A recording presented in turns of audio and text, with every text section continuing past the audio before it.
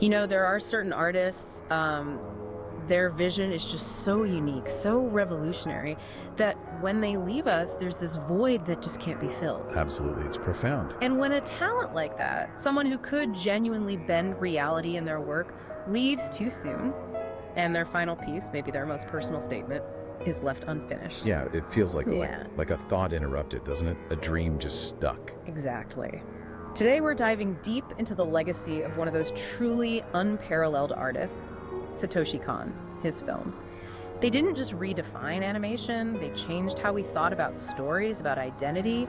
They grabbed audiences in this way few others could. He really did have a unique grip on the viewer's mind. And his final film, Dreaming Machine, tragically unfinished when he passed in 2010, it's just stayed that way, an unfulfilled dream just sitting there for over a decade now. Which makes the potential solution we're discussing today so, well, astonishing, but also strangely, deeply resonant with Khan's own work. Right, this idea of using sophisticated AI to help realize this unfinished film. Yeah, AI-assisted completion, it sounds. Might be a bit jarring at first. Raises an eyebrow, perhaps. Definitely. You might feel a bit uneasy about it initially. But as we get into it, as we unpack it in this deep dive, it starts to look less like a betrayal and more like, well, maybe a profound and logical next step within Khan's own artistic universe. Almost like a eulogy from the machine he explored so often. Absolutely. So, what's our mission here today? It's not just about the tech, the feasibility of it all, though we'll definitely get into that. The technical side is fascinating, for sure. But maybe even more importantly, we need to understand this as a profoundly personal tribute. This isn't about making a quick buck or showing off some fancy new tech. No. For those of you listening, especially maybe folks in the industry, people who felt close to him, who really understood his craft, his passion, who honor his work and, frankly, miss him every day, this deep dive is really for you. It comes from a place of genuine love, doesn't it? It really does. Sheer, unadulterated love for the man, his incredible legacy, and just that potential that was snatched away from the world far too early when he left us. The idea here isn't to replace Khan's hand. Impossible, anyway. Exactly. It's about trying to channel the very essence of his spirit. You know, his meticulous eye, those daring story leaps he took, his deep empathy, his unique way of seeing the world. And somehow translate that into the final frames. Yeah, aiming to bring his final dream into the light as close as possible to how he saw it, almost like he's still there, guiding the process. And our discussion, it's grounded in some really solid sources. We're looking at a detailed proposal for this, deep analyses of Khan's entire body of work, and of course, insights into the latest AI capabilities. Okay, let's unpack this. It's a fascinating and maybe challenging idea. So, Satoshi Kon passes away in August 2010, and it just leaves this chasm in animation, cinema generally, a gap that's never really been filled. You still feel it today. And for more than 10 years now, Dreaming Machine has just been stuck. Suspended animation, almost like one of his characters caught between worlds. A silent monument to a genius gone too soon.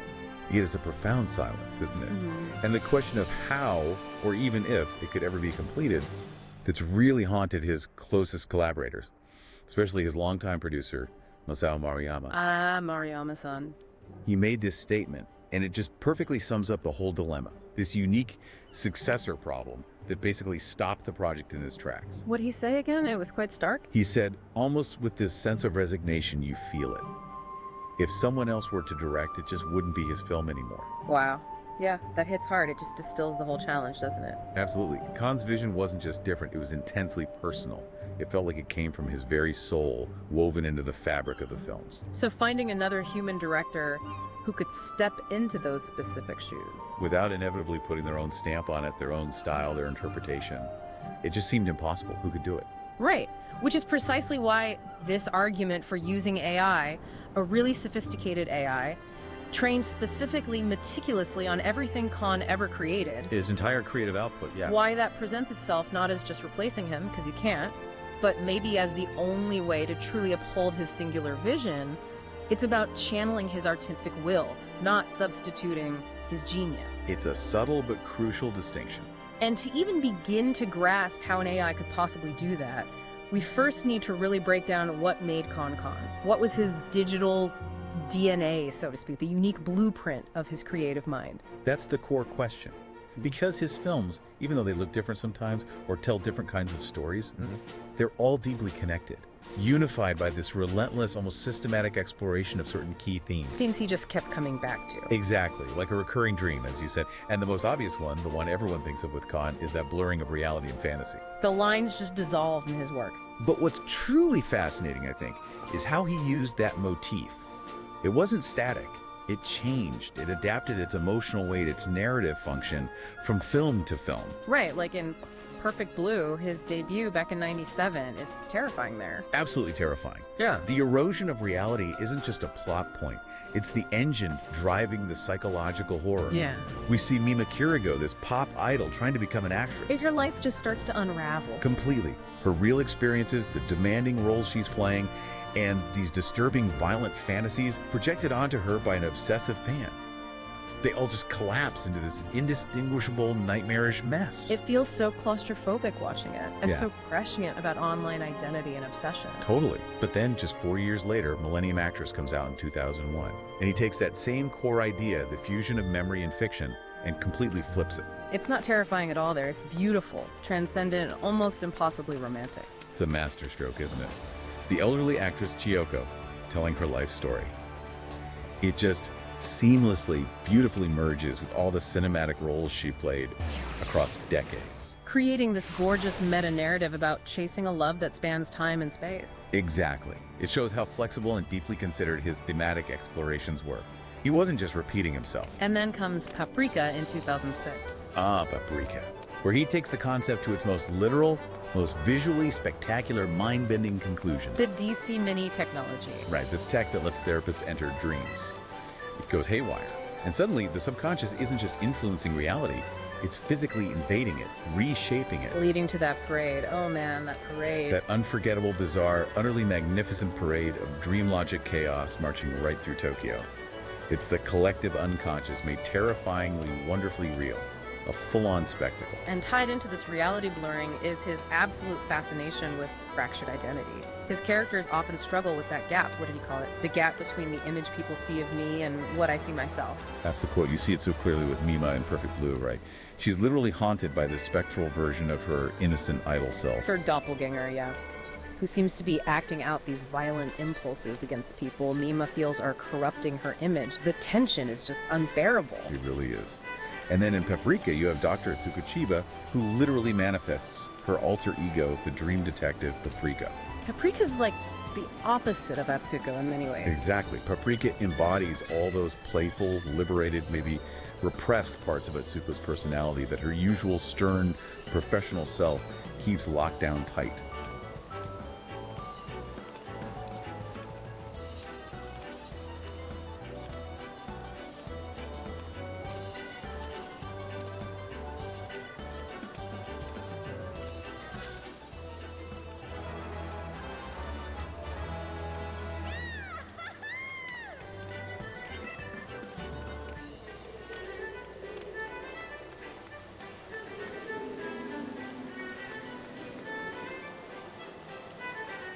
It's not just a disguise, it's a piece of her psyche made real, a deep dive into the hidden parts of ourselves and the personas we construct. But it's really important to stress, Khan's surrealism wasn't just weirdness for weirdness' sake. It wasn't just style over substance. Not at all. It felt like a direct, incisive, almost diagnostic response to modern life, to our media-saturated society. Yeah, his films consistently show reality breaking down because of tangible contemporary things, almost predicting the digital world we're swimming in now. Think about it. In Perfect Blue, Mima's breakdown is amplified, you could even argue caused, by the internet. That malicious blog, Mima's Room. It takes her private thoughts and makes them terrifyingly public, exposing her. Exactly. Then in Paprika, the catalyst isn't magic or some ancient curse. It's advanced technology, the DC Mini, gone rogue. And Paranoia Agent, the TV series from 2004. Lil Slugger. He isn't really supernatural, is he? He's more like a social contagion, an urban legend manifesting physically to release people from their psychological burdens, their stress. It's fascinating. He wasn't just a surrealist, he was diagnosing the digital age. He really was, a prophet of its psychological impacts. He kept examining how media and tech act like these powerful solvents on our sense of self, on what's real. Which makes this AI proposal kind of stunningly relevant. That's the connection. Using AI, arguably the ultimate reality-bending, identity-questioning technology of our time, to complete his work. It feels less like a betrayal and more like a profound engagement with his central obsession. It's almost like he saw this conversation coming. It fits. So, okay, if an AI is going to channel Khan, it needs to learn not just what he talked about, but how he showed it. His visual language, his narrative style, you called his grammar of dreams. Precisely. And his style is often described as having this live-action feel, right? This almost hyper-real aesthetic. Yeah, it feels more intense, more detailed than reality sometimes. It's an excessive reality, he called it. And it's achieved through deliberate, meticulous construction. Every single thing on screen feels chosen, emphasized. It pulls you in. You see it in those incredibly detailed photorealistic backgrounds. They're practically paintings. And the character designs. They consistently avoid that generic anime look. His characters look, move, feel like real people, not just stylized symbols. Which paradoxically makes the surreal stuff hit even harder. Exactly. That grounding in the believable allows him to explore the unbelievable with much greater impact. Any AI trying to finish Dreaming Machine would absolutely have to nail that signature look and feel. And then there are the edits, those seamless match cuts. He wasn't just using a technique, he basically perfected it. Oh, they're his trademark. Dissolving time, space, even consciousness into this fluid, breathtaking, sometimes completely disorienting stream. They're visual poetry. You think of Millennium Actress, that famous sequence, where Chiyoko runs through a doorway in one era, one film set, and emerges without a break in motion into a completely different time and place. It's not just a clever edit. It's a statement about memory and reality merging. Or Paprika, where characters jump through reflections, dive into pictures on t-shirts, melt into paintings. All in one smooth, physics-defying flow. For Khan, this wasn't just showing off. It was the visual syntax for his core themes.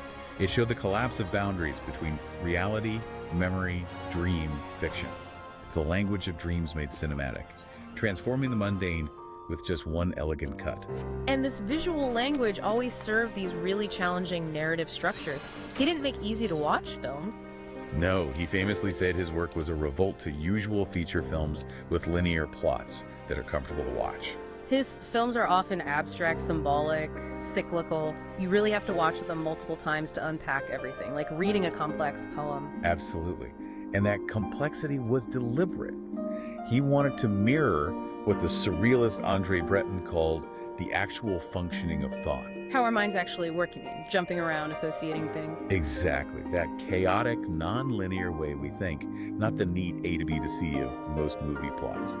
So any AI tackling his work needs to understand and, crucially, generate this complex, non-linear grammar of dreams. It's not just about drawing pictures, it's about making those kinds of unconventional connections, building a dream logic that somehow holds together. Now, here's where it gets really, really interesting, especially for those of us who love the meta layers in Khan's work. Ah, yes, the manga, before the films. Right. Before he was this world-renowned director, Satoshi Kon was a brilliant manga artist. And his work there shows this deep, almost obsessive fascination with the relationship between an artist and their art, the creator and the creation. Themes that are definitely in the films, but maybe more subtle. Exactly. But they're explored so explicitly in his unfinished manga, Opus, which ran from 95 to 96. Opus is amazing, and kind of spooky in retrospect. Isn't it? It follows this manga artist, Chikara Nagai, who literally gets pulled into the world of his own comic book resonance. And his characters are not happy with him. Not at all. They've developed their own free will, and they're actively rebelling against his plot decisions, especially his plan to kill off a main character. It's this direct, intense interrogation of the creative process. The creator losing control, the ethics of creation. All of it. An artist wrestling with the very nature of what they do. And the really haunting part is that Opus itself was left unfinished when the magazine folded. Tragically unfinished. Until that lost chapter turned up after his death, offering this fragmented, super meta ending. It makes Opus feel like this eerie prelude to what happened with Dreaming Machine, like his own life ended up mirroring. Another collaboration between titans, also unfinished, reportedly due to creative differences this time. Which also kind of speaks to the difficulty of maintaining a singular vision. It underscores that fragility, absolutely. And it reinforces that successor problem. Again, how hard it is for someone else to carry forward a unique artistic voice when the original creator isn't there. So these unfinished manga, they're not just sad footnotes. They feel like the ultimate expression of his central thesis. They really do. Opus is about a creator struggling to end his own story. Dreaming Machine is about creations left without their creator. The fact they're unfinished, it changes the whole question of how do you finish this? It makes it philosophical, deeply philosophical, engaging right with the heart of Khan's art. It's almost like these final works are crying out for this kind of meta-completion, a resolution that reflects his own narratives. Which brings us with a real sense of weight to Dreaming Machine itself. Yeah. The final brazen frame of his incredible career. What do we actually know about it? He described it differently from his other films. He did. He conceived it as a fantasy adventure targeted at younger audiences. But knowing Khan... Yeah, you have to assume it would have had his signature depth complexity. It wouldn't just be a kid's movie. Absolutely not. It would have appealed just as much to his dedicated fans.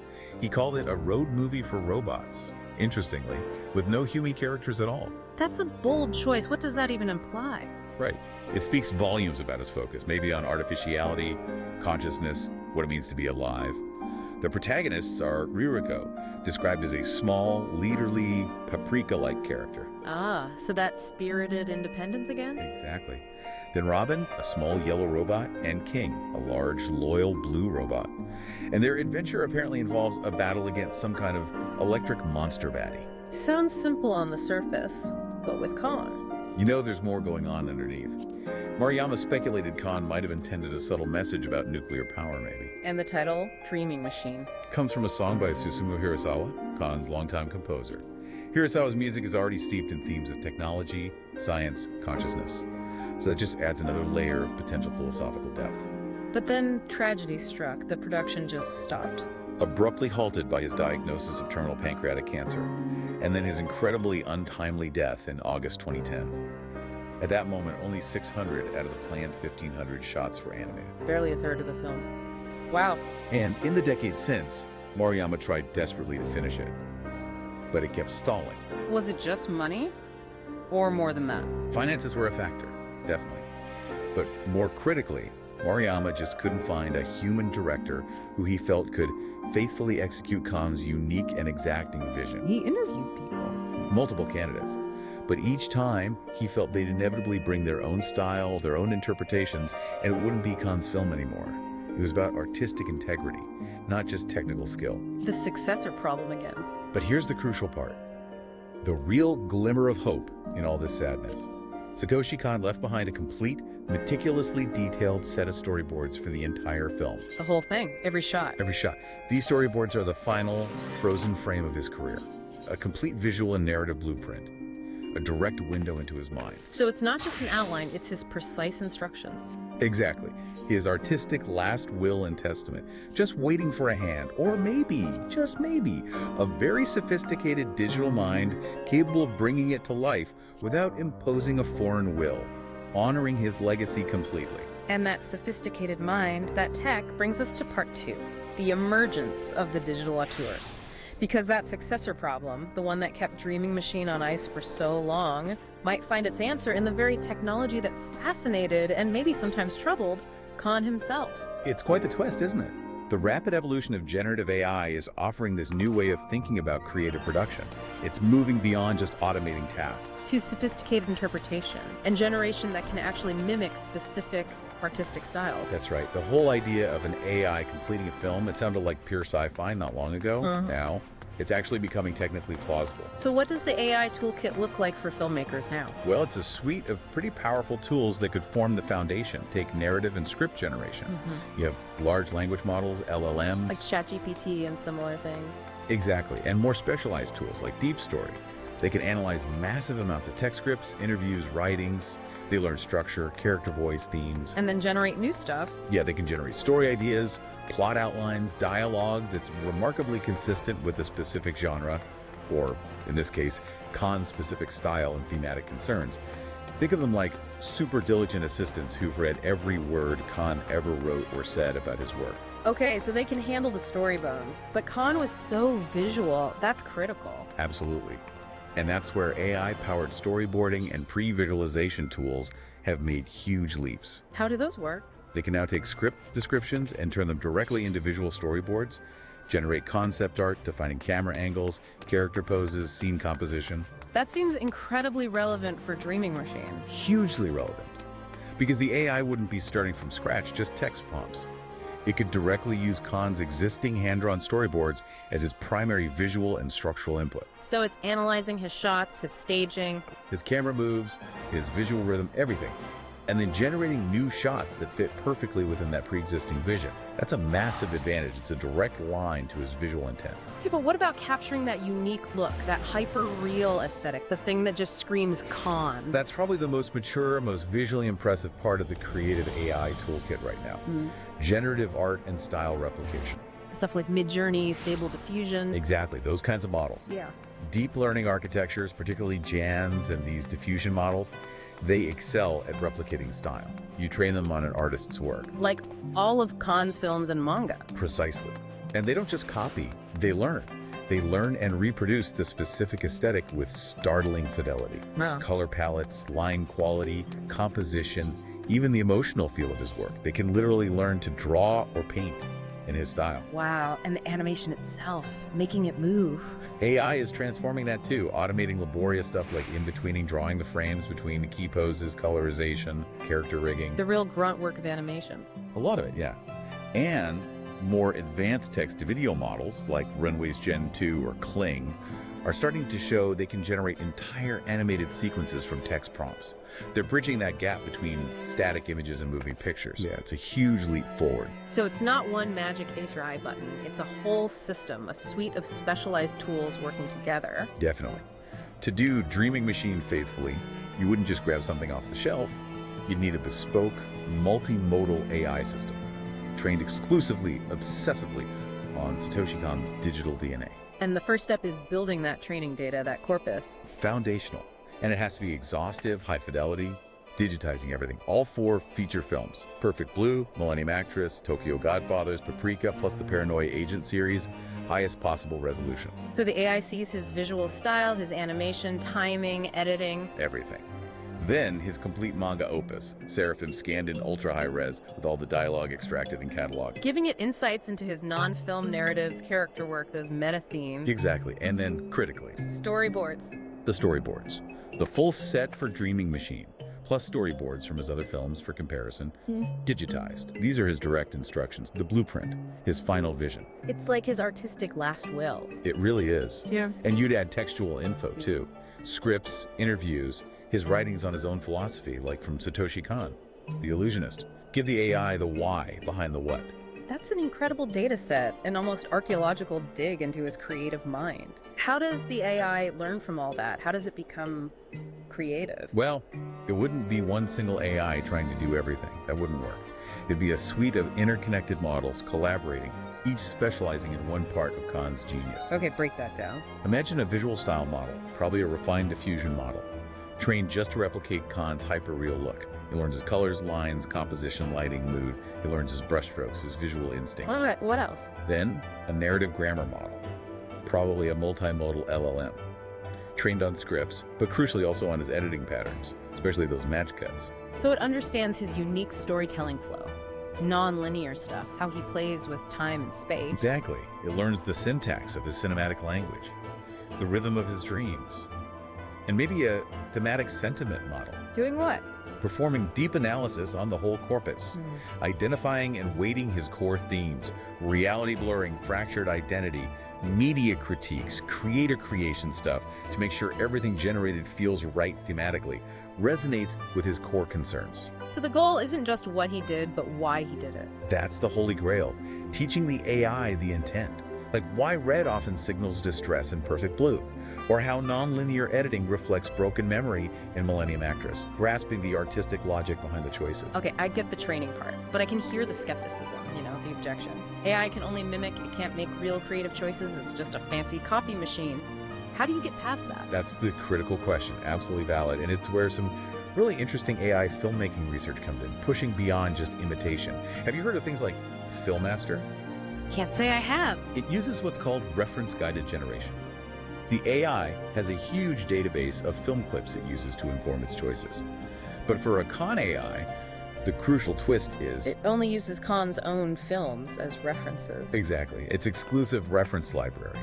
So every choice it makes, a character's glance, a camera move, is grounded in his established techniques. So, say it needs to create a complex, surreal transition in Dreaming Machine. It wouldn't just make something up randomly. No. It would analyze how Khan did similar transitions in Paprika or Millennium Actress. Then it generates a new match cut that feels stylistically consistent, authentically Khanian, an extension of his known grammar. That's clever, using his own work as the guide rails. But what about managing the whole flow, scene-to-scene pacing? The director's job, really. For that, you look at things like multi-agent systems, research projects like Movie Agent. They break down filmmaking into a collaboration between specialized AI simulating roles. Like an AI director, an AI screenwriter. Precisely. And they use something called chain of thought reasoning, KROT. Basically, the AI plans out steps logically, like a human team would. It shows it's working. So a Khan AI could have... What? A visual agent, a narrative agent? Yeah, a visual agent for the look, based on his style. A narrative agent managing plot and pacing, guided directly by those meticulous storyboards. And a thematic agent acting as a final check for philosophical consistency, each specializing in one facet of Khan's craft. And could you build in a feedback loop, like test screenings almost, to make sure it feels right emotionally? You could. That's the idea behind simulated audience feedback. It's fascinating. You train another AI, an MLLM, to act like a specific viewer. Like an expert on Khan. Exactly. Or even, if you want to get really meta, a simulation of Khan himself, critiquing the work based on his known aesthetics and philosophy. This simulated critic reviews rough cuts, gives feedback on pacing, emotion, themes. Does it feel like Khan? So it's iterative. Generate, review, refine. Exactly. Which could elevate it from just a sequence of AI shots into something truly resonant, thoughtfully paced, authentically Khanian. So what you're saying is, this whole process, it potentially moves the AI beyond just being an imitator. It becomes more like a true interpretive collaborator. An executor of Khan's own artistic will, as captured in the data and storyboards. Like a hyper-skilled apprentice, channeling the master, guided by his explicit instructions. Okay, so proposing AI to finish Dreaming Machine. It's not just tech wizardry. It actually feels like it engages directly with Khan's own themes. It's almost a Khanian narrative itself. It really is. The whole process becomes a story about technology, memory, vision persisting, the creator haunting the creation even after they're gone. It's a perfect thematic fit, a eulogy from the ghost in the machine. The ghost he often depicted himself. Exactly. He constantly explored how tech interfaces with and reshapes our psyche. The internet in Perfect Blue is that distorted mirror. The DC Mini in Paprika as a literal gateway to the subconscious, dreams spilling out. So an AI trained on his digital DNA. It feels like the logical endpoint of that exploration.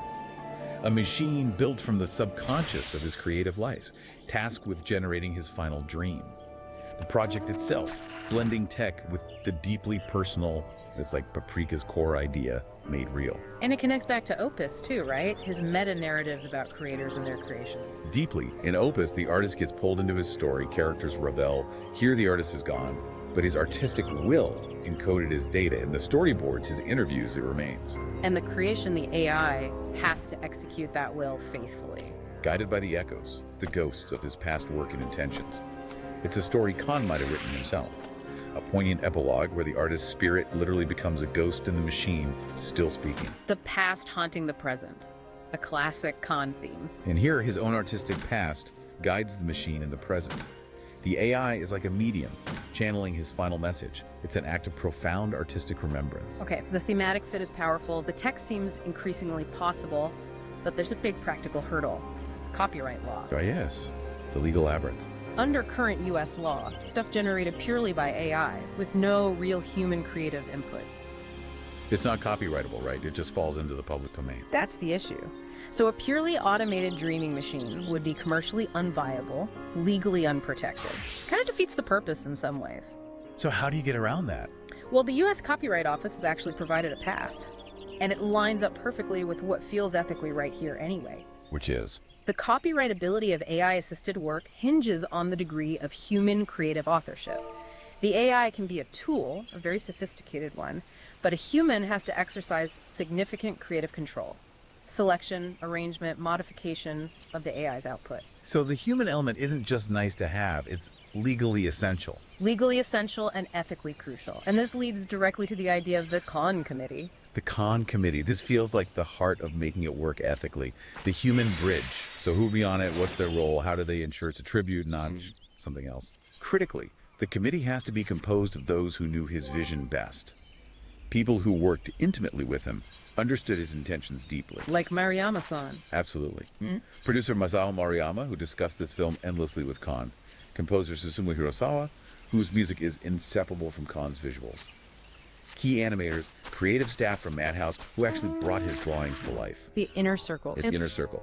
They would be the legal author of the work, the ultimate creative arbiters. Yeah. And their role is not passive. They have to actively guide the AI.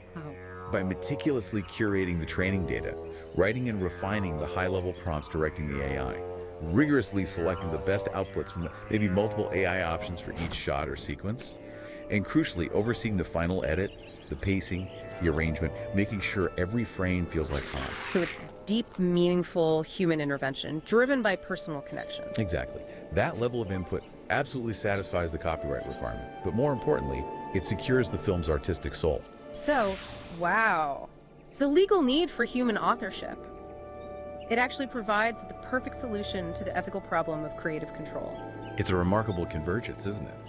The law becomes a safeguard for artistic integrity.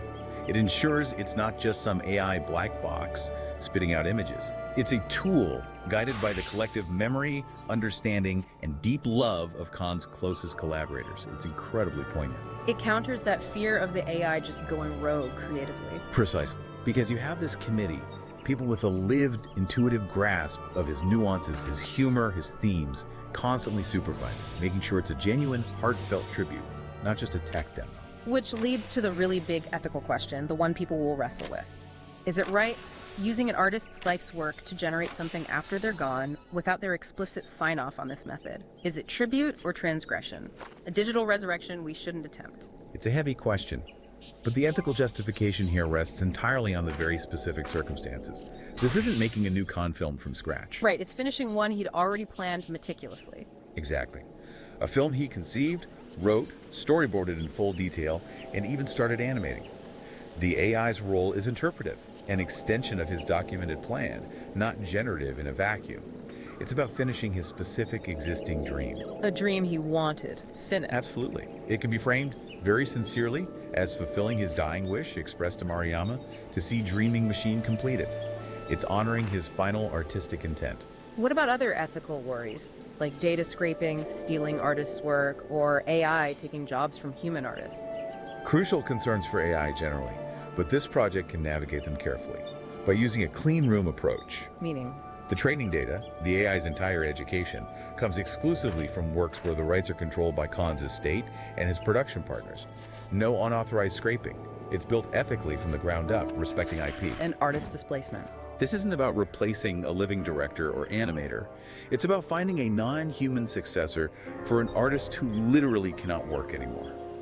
And the Khan Committee model requires human artists, animators, editors, supervisors to be integral, guiding the process, retaining creative control and agency. And the risk of the AI messing up the nuances, flattening his complex characters, his social critiques, those are so vital to Khan's art. A very real risk with any AI trying to replicate complex art. But again, that's where the constant human oversight by the committee comes in. These aren't just lawyers. They're people who lived Khan's work, understood his subtleties, his critiques, his empathy. They're the ultimate quality control, the guardians of his spirit. They're the conscience of the project. So if you connect it all, it's this unique confluence, an unfinished masterpiece, a clear blueprint left behind, technology that can help if guided carefully, and crucially, that guidance coming from profound respect, deep understanding, and this shared desire to honor an incredible legacy cut short. It feels like a labor of love, truly, an act of remembrance. Okay, so if this were to happen, what's the actual path forward? What are the concrete steps to take this from a fascinating idea to a finished film? Well, first step, absolutely essential. Formally establish that oversight committee, the Khan Committee, legally empowered, led by his key collaborators and estate reps. They hold the ultimate creative authority, the legal authorship. Their word is final. Got it. Step one, the human guardians. Step two, Maximum transparency.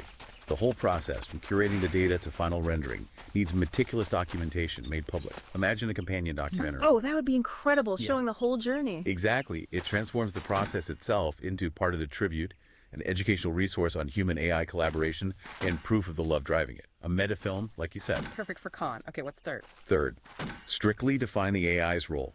Its mandate has to be ironclad. It's an interpretive tool.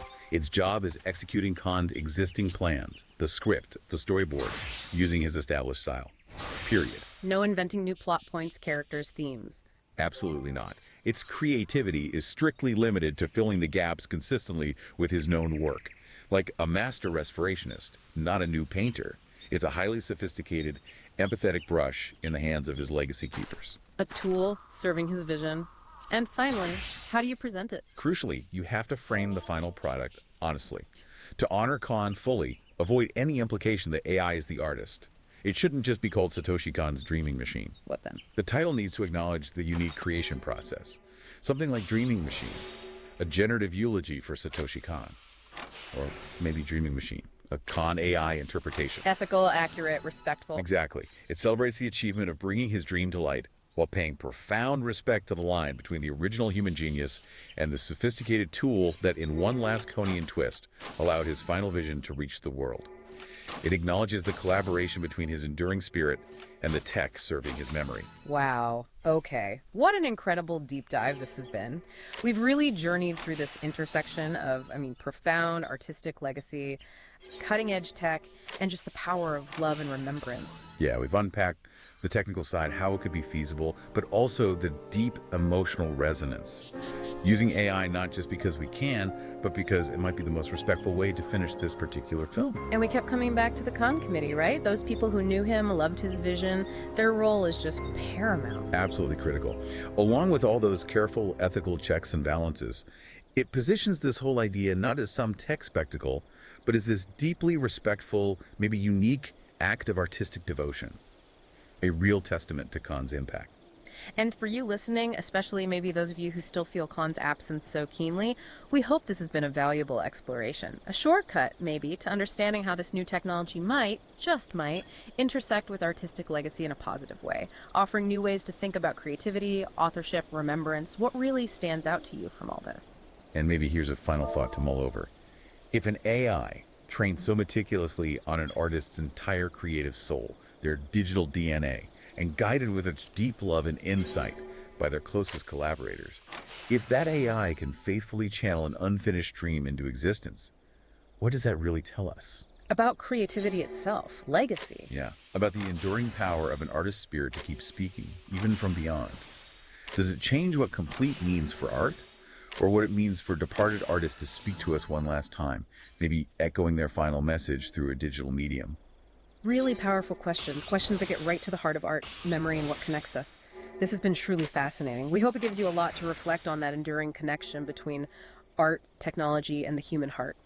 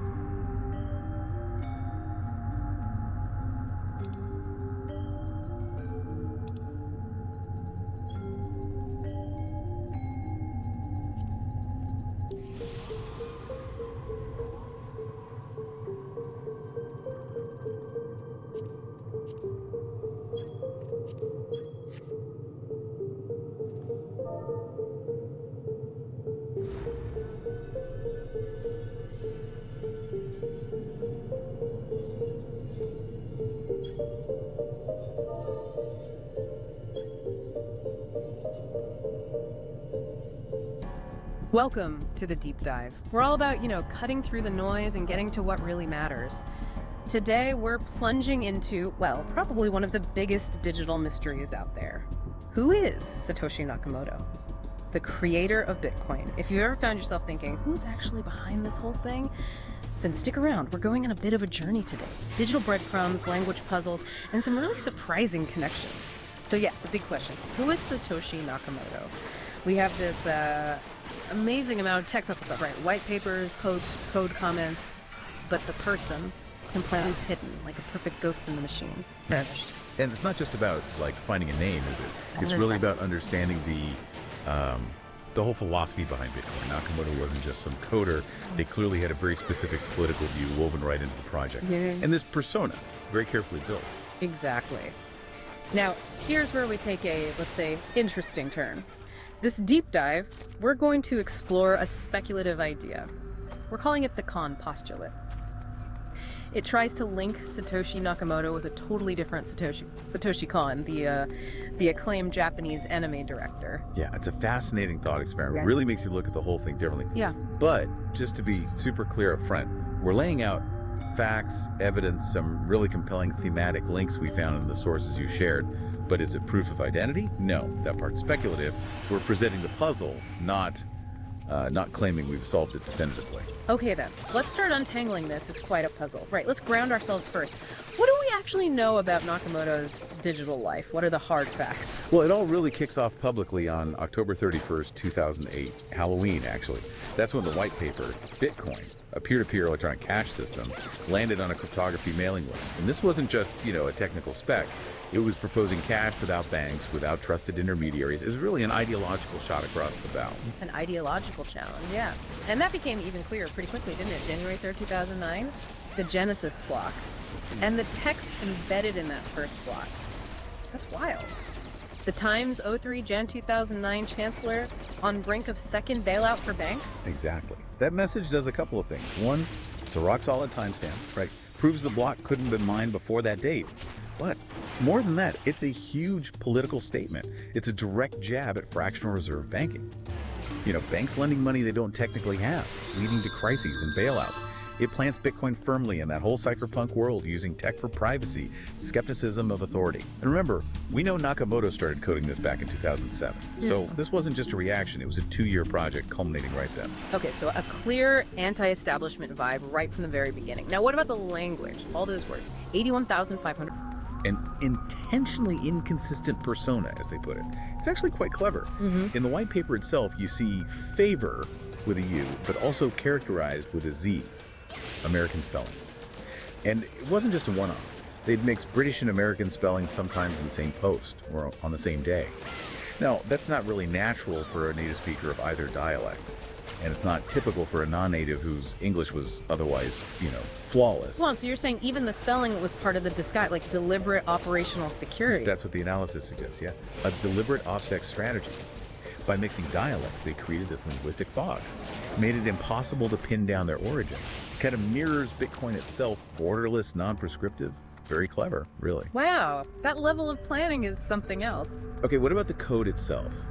People initially thought, genius coder, right? Yeah. But then Jeff Garzik, one of the early developers, called it messy, self-taught, and disorganized. How do those fit together? It's a good question. It seems like Nakamoto's absolute top priority was cryptographic security. The core protocol had to be bulletproof. Things like elegant software design, modularity, maybe less important.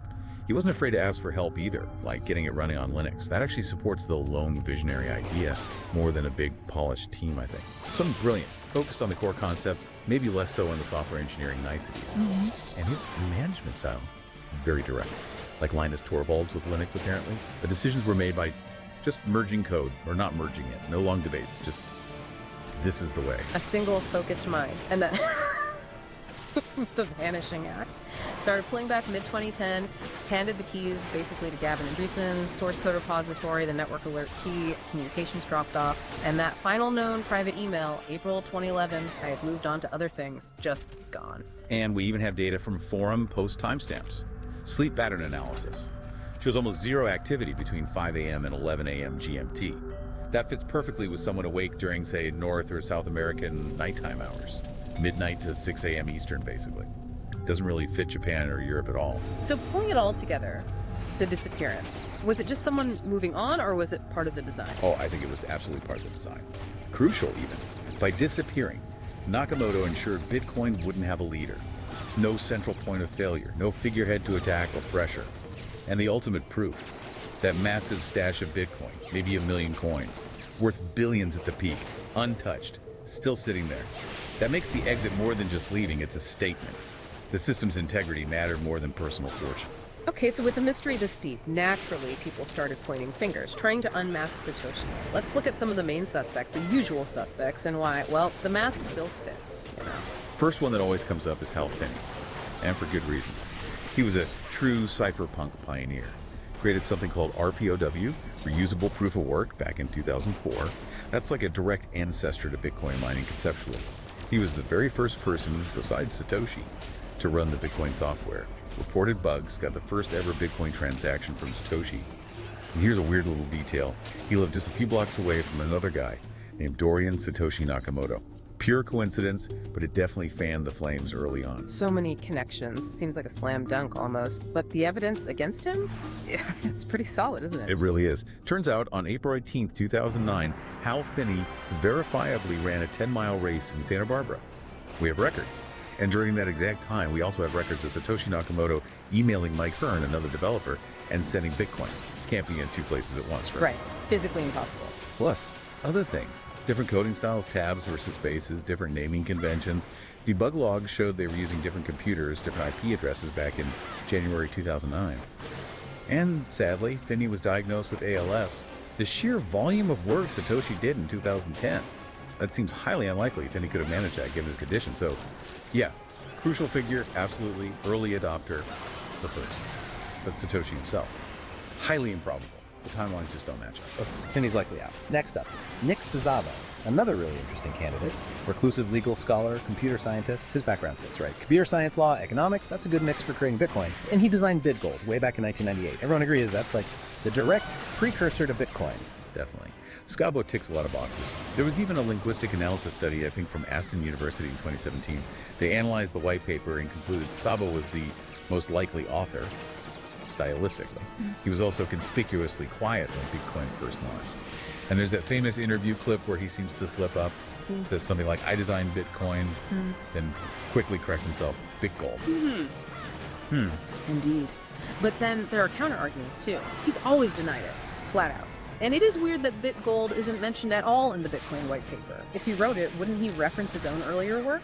Plus, some people argue maybe he's the brilliant theorist, the idea guy, but not necessarily the coder who could build the whole thing solo. Maybe points to a team. All valid points. Right. That's why Szabo remains, highly plausible. The intellectual fit is undeniable, but the hard proof, it's all circumstantial. Compelling, yes, but not definitive. The trail goes cold. And then there's the cautionary tale. Dorian Nakamoto, that whole Newsweek thing in March 2014, they ID'd this 64-year-old Japanese-American engineer. Huge media storm. Oh, that was messy. The evidence was incredibly thin, based almost entirely on his birth name, Satoshi Nakamoto. And his quote they used, I am no longer involved in that and I cannot discuss it.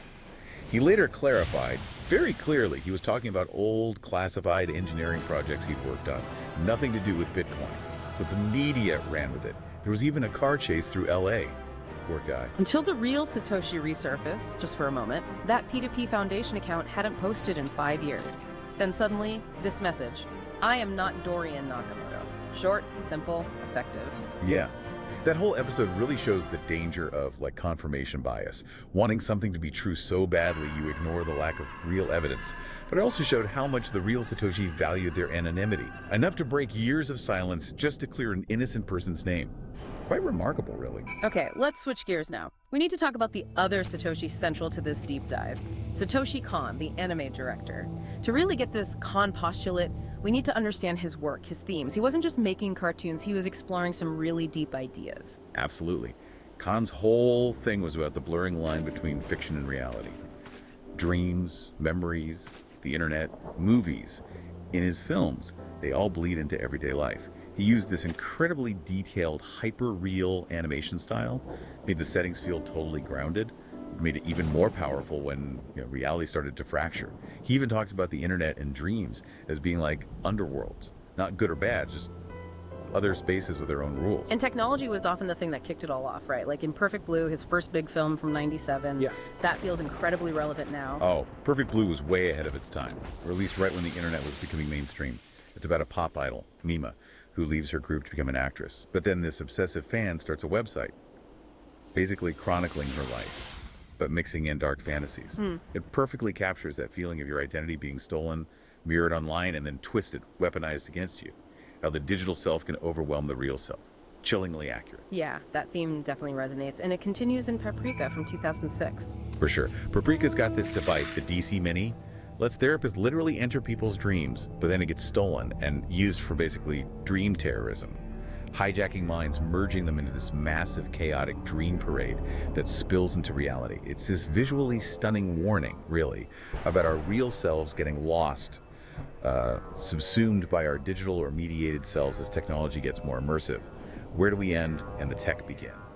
So fractured identity, technology's impact, but he also explored ideas around like decentralized systems and anti-authoritarian stuff. Definitely. Look at Paranoia Agent, the TV series from 2004. It's basically a study of a decentralized peer-to-peer psychological event. Yeah. The villain, Lil Slugger, isn't really a person, he's more like a meme.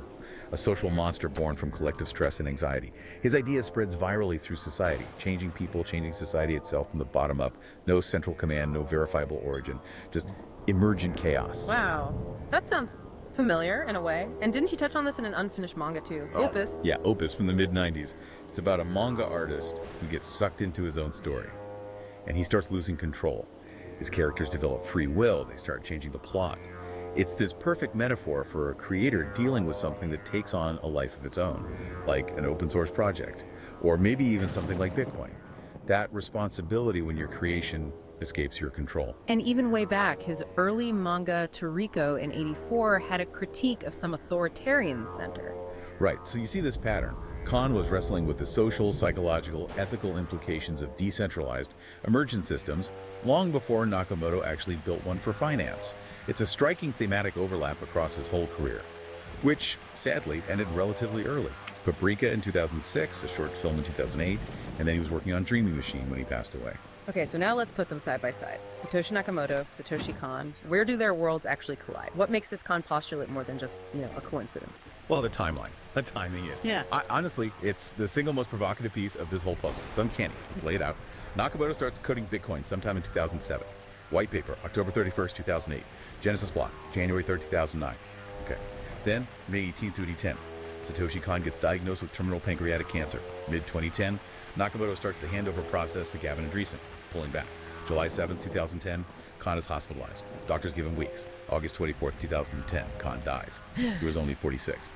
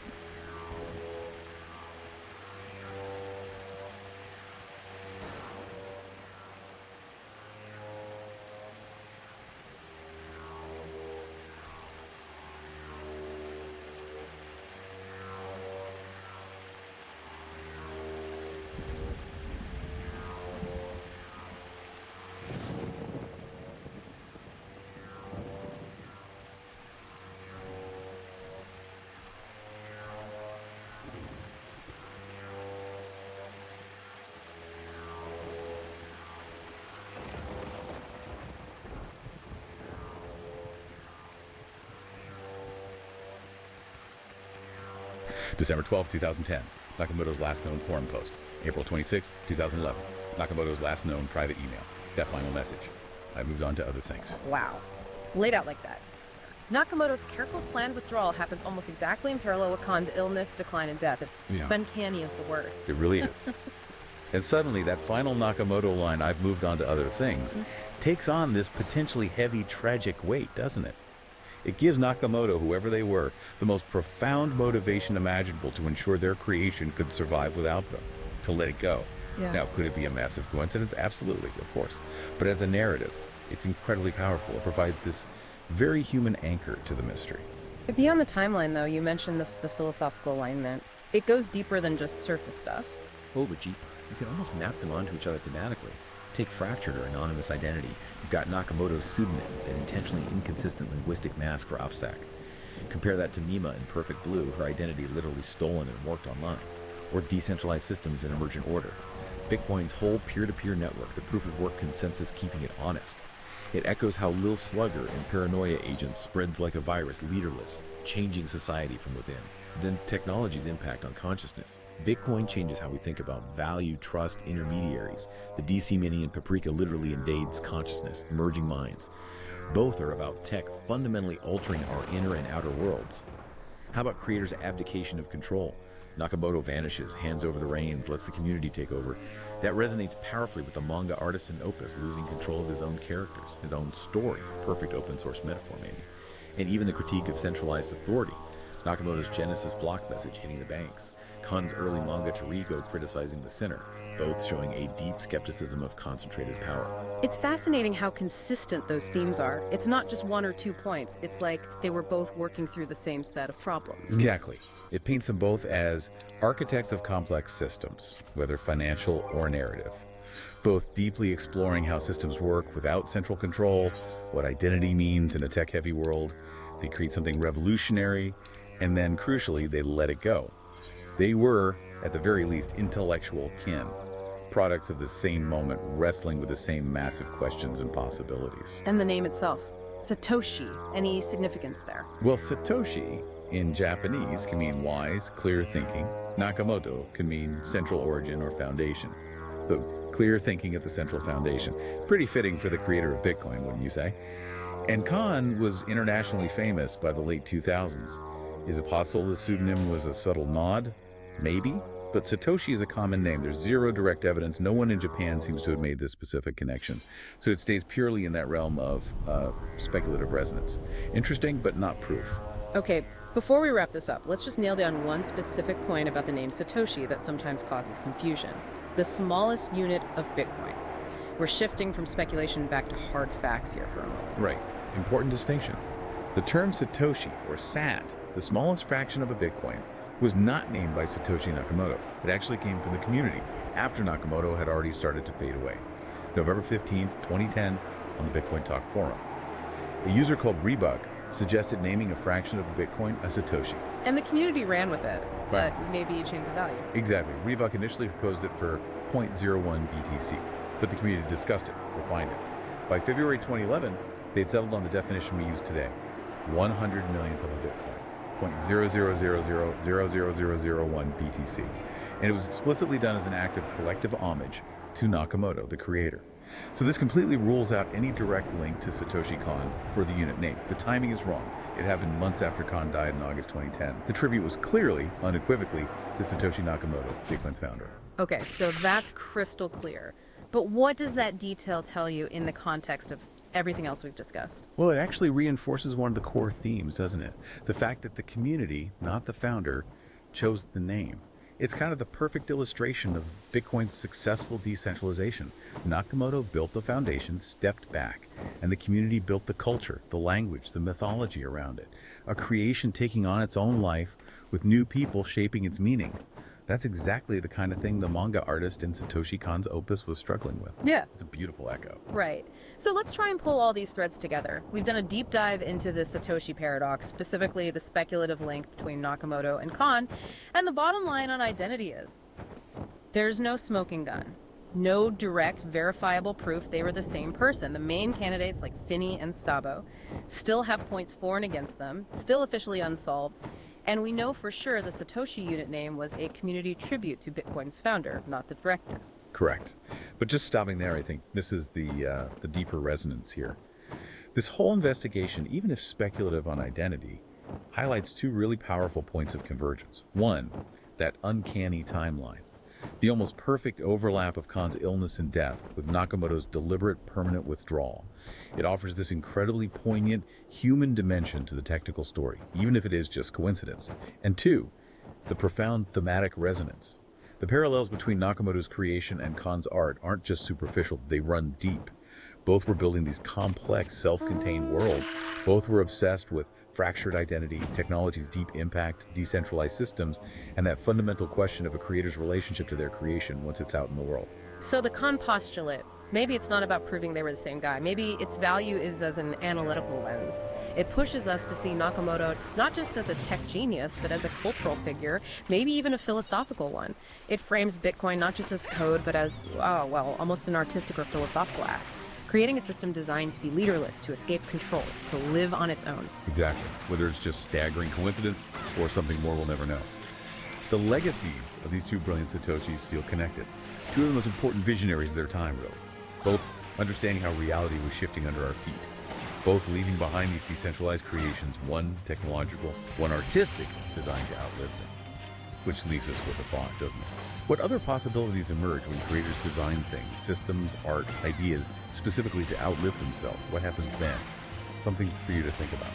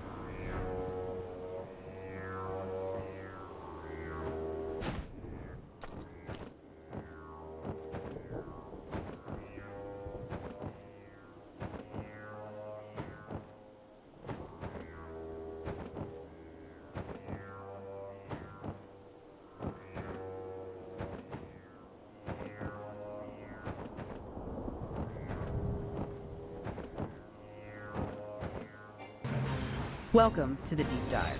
Today we're embarking on a very special journey. It takes us right into the heart of artistic legacy, profound loss, and honestly a really surprising path to fulfilling a cherished promise. This deep dive is definitely for anyone captivated by the mind-bending narratives of a true master storyteller, and maybe, especially, for those who really intimately understood his vision. We're talking about the incomparable Satoshi Kon, a visionary director whose premature passing in 2010 left this void in cinema that you can still feel today. His films, tragically few, they just continue to challenge and inspire us. But there's that one project, a poignant symbol of his unfinished work, Dreaming Machine. Yeah, and what's truly remarkable, I think, is how the decision to actually halt its production wasn't seen as a failure. It was really an act of deep integrity, wasn't it? And reverence. This conviction that no other director could, or frankly should, replicate Khan's unique vision. Exactly, that integrity. And that's where our deep dive truly begins, really. What if there was a way to uphold that conviction, to, honor Khan's specific authorship and yet complete his final dream? Not as some imitation, but more like a faithful echo of the master's own voice. We're going to explore a new path today, one made possible by time and technology that feels almost predestined. This is about more than just finishing a film. It feels like a deeply personal act of remembrance. artistic restoration even. Okay, let's unpack this. So to really get the challenge of Dreaming Machine, we first have to understand what made Kahn's vision so singular, what people call the Kahn-esque. Right. And if we connect this to the bigger picture, Kahn's work consistently just dismantled the walls between our lived experiences, our dreams, memories, media.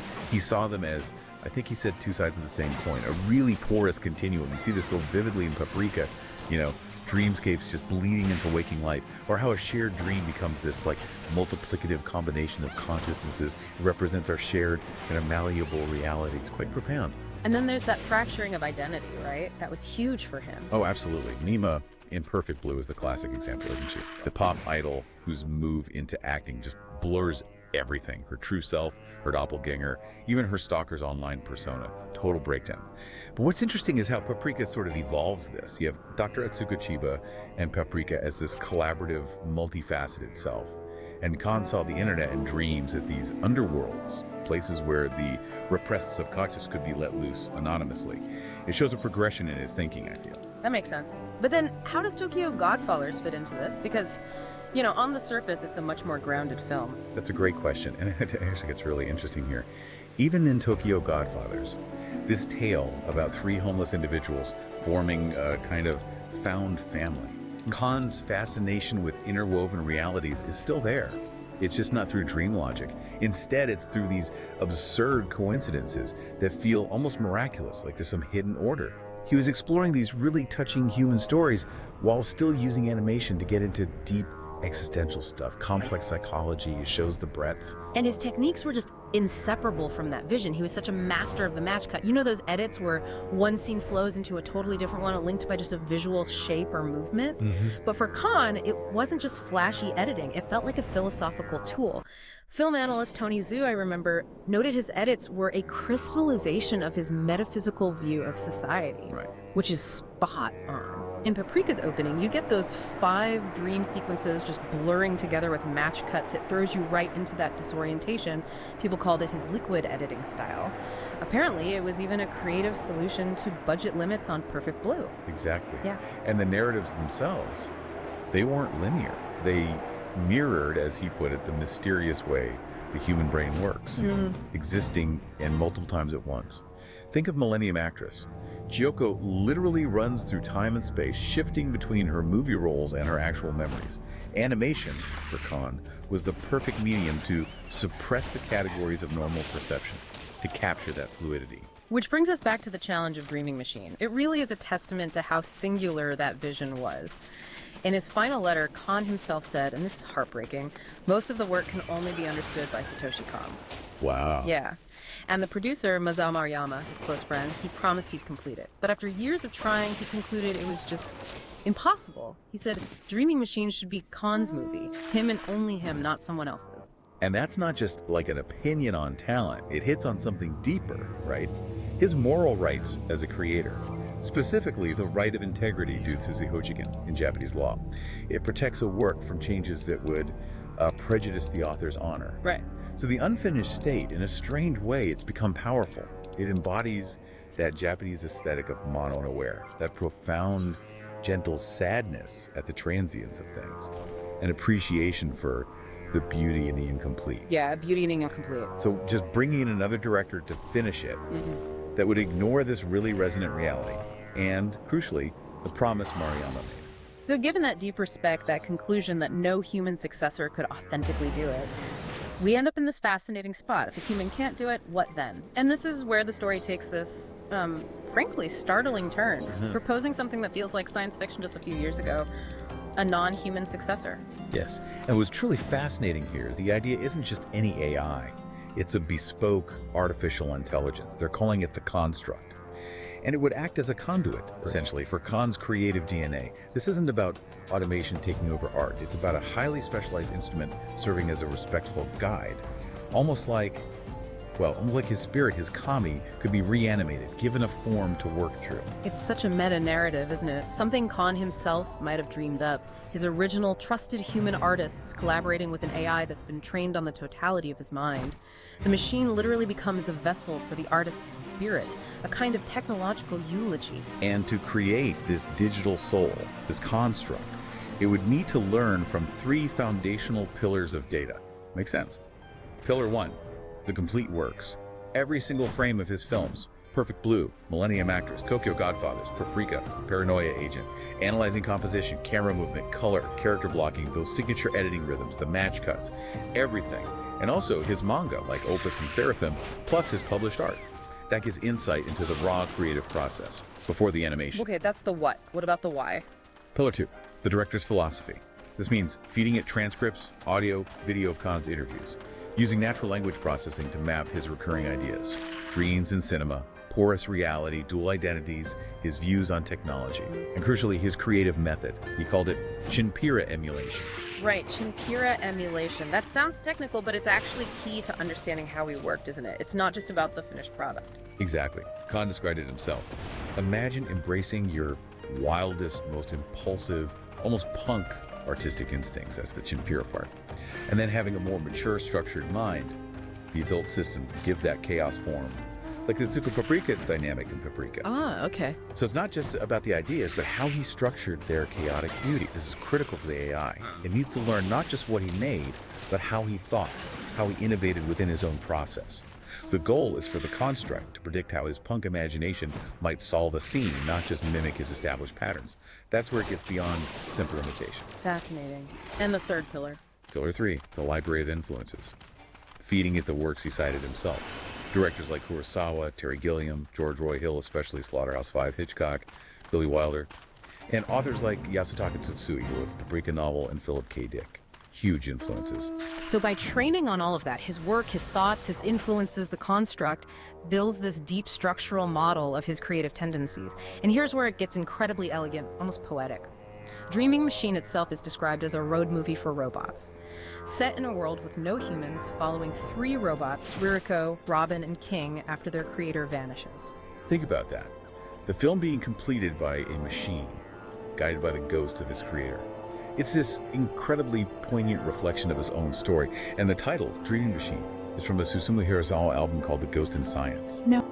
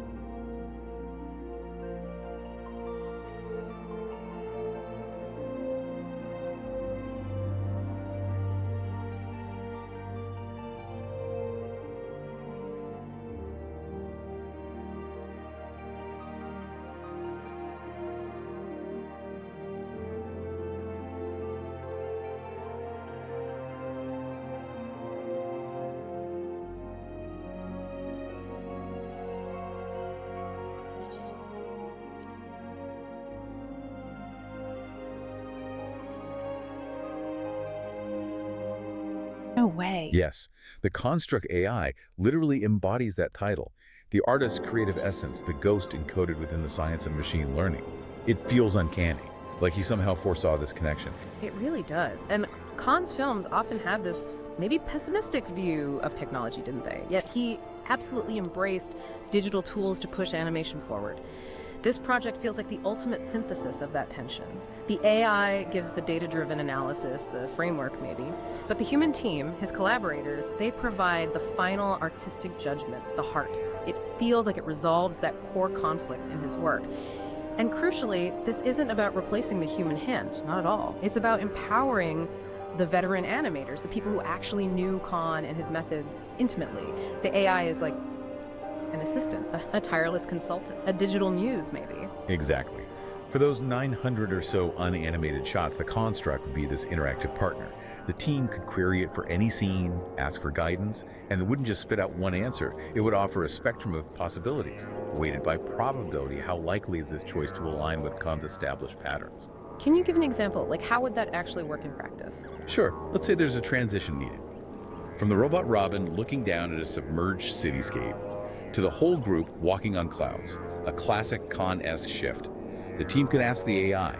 It might come back saying, okay, 75% probability Kahn would use a graphic match cut here.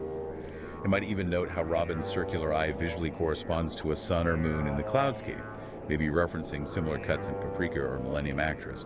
But it might also offer, say, a 15% chance of a match on action cut, or a 10% chance of using an audio bridge. It gives the human team this data-driven menu of Kahn-esque choices. It's like having a direct line to his creative inclinations for that specific moment. That's incredible. So it's suggestive, not prescriptive. Precisely. And the AI could also help generate procedural animation for really complex non-character stuff, like the electric monster baddie that's mentioned, or rendering the devastated cityscapes. Things that are time-consuming but need stylistic consistency.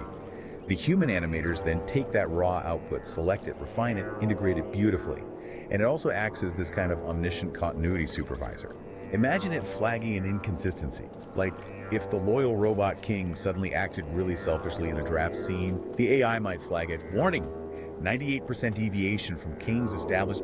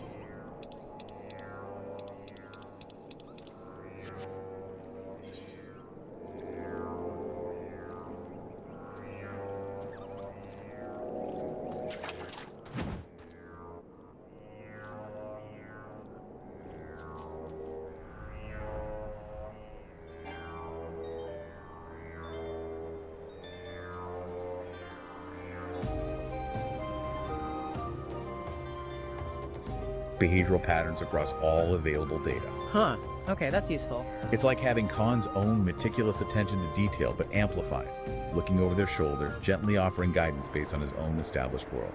But the workflow is absolutely designed to preserve the human element, the artistry. That's key. The construct, it lacks consciousness, right? Emotion, artistic intent in the human sense. It identifies patterns. It can't feel joy or heartbreak. Exactly. Every final decision rests with the human team. They are the arbiters of taste, of feeling. They use the AI's insights almost like a map, helping them navigate back towards what Khan's original vision likely was. Which makes this the philosophical opposite of, say, those controversies around unauthorized completions of art, like that Keith Haring unfinished painting situation. Absolutely. The construct is designed explicitly to uphold and translate the original artist's documented intent meticulously, not impose something new. Okay, so technically, artistically, it seems possible, but what about the legal and ethical side, especially in Japan? Yeah, that's crucial. Any project like this involving a deceased master has to navigate that very carefully. The biggest barrier, as we touched on, has always been Japan's copyright law, specifically those authors' moral rights, the jinkakuken. And those rights are personal, you can't transfer them, they stay with the author's estate for, what, 70 years after death? That's right. And the most critical one here is that right of integrity, the Dususeiho Jiken, protecting the work from changes that would damage the author's honor. Posthumously, the family members, the estate, they can prevent alterations they feel would do that. Which really highlights the wisdom and the integrity of Mr. Maruyama's original stance, doesn't it? Completely. A new human director would inevitably make thousands of their own creative decisions. They'd impose their own sensibility. And that would constitute modifying the work in a way that could arguably violate Khan's integrity. But the construct. The construct avoids this pitfall. Its suggestions are data-driven extrapolations from Khan's own patterns. They're designed to preserve his intent, not alter it with a new authorial voice. So this approach seems to be the one that most respects and preserves Khan's moral rights.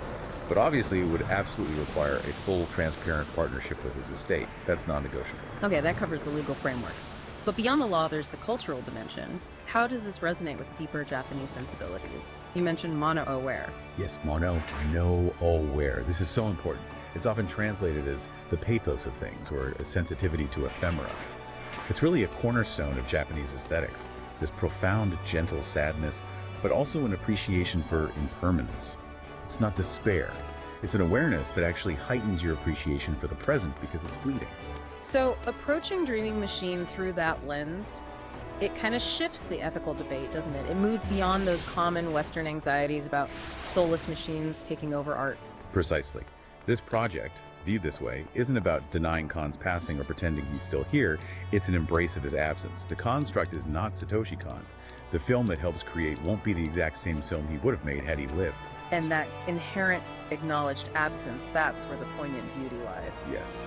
The AI becomes this melancholic echo, a testament to what was lost, but also a celebration of what remains.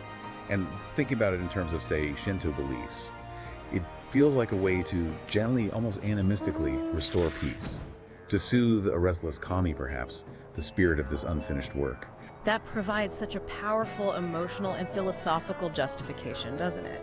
One that feels truly aligned with the culture and the team involved. It really does. It offers a much more nuanced perspective on AI and art. Moving beyond just knee-jerk condemnation, like some of Hayao Miyazaki's comments on AI art. Instead, viewing AI as potentially a collaborative tool for engaging respectfully with tradition. Like that AI Hokusai project, maybe? Yeah, I remember that. This would be a deeply respectful, technologically enabled dialogue with the past, suffused with that feeling of mono-era. So wrapping this all together, what does this really mean? For the future of Satoshi Kon's legacy, and specifically for Dreaming Machine. For Mr. Maruyama, for Kon's esteemed creative team, this proposal seems to outline a path forward, one built on the absolute deepest respect for the creator. That impasse, which was so honorably maintained for years, it now finds this unique convergence point. Technology, thematic resonance, and this profound cultural philosophy. The construct AI, it's not a replacement for Satoshi Kon, it's a conduit, a vessel. And the argument is that it's technically feasible now. It allows for artistic faithfulness. It seems legally and ethically sound within that crucial Japanese framework by honoring his moral rights. And maybe above all, it just feels thematically perfect for this specific film. It feels like a once-in-a-generation opportunity, maybe the only opportunity, to fulfill that promise made to a dear friend and colleague all those years ago. A chance to give the world this final, precious gift of his storytelling. Not as some flawed imitation, but as a faithful translation guided by his own digital ghost. This project could be the ultimate tribute. A loving eulogy crafted in part by the very technology that fascinated, inspired, and sometimes troubled one of animation's greatest masters. Completing his final work in a manner that truly honors the very themes that defined his extraordinary, unforgettable career. The ghost in the machine. And it really would be the artist himself, speaking across time through the patterns he left behind. We really hope this deep dive has offered you, the listener, a fresh perspective. Maybe even a sense of, hopeful anticipation for what might be possible when we approach honoring the spirit of creativity in new ways. What stands out to you from this exploration of Satoshi Kon's legacy and dreaming machine? Does this idea stir any new possibilities for you about how we preserve and maybe even complete artistic visions? Think about what this could mean for the future of creative legacy. Can technology, just thoughtfully and respectfully, truly become a vessel for the human spirit? Something to ponder.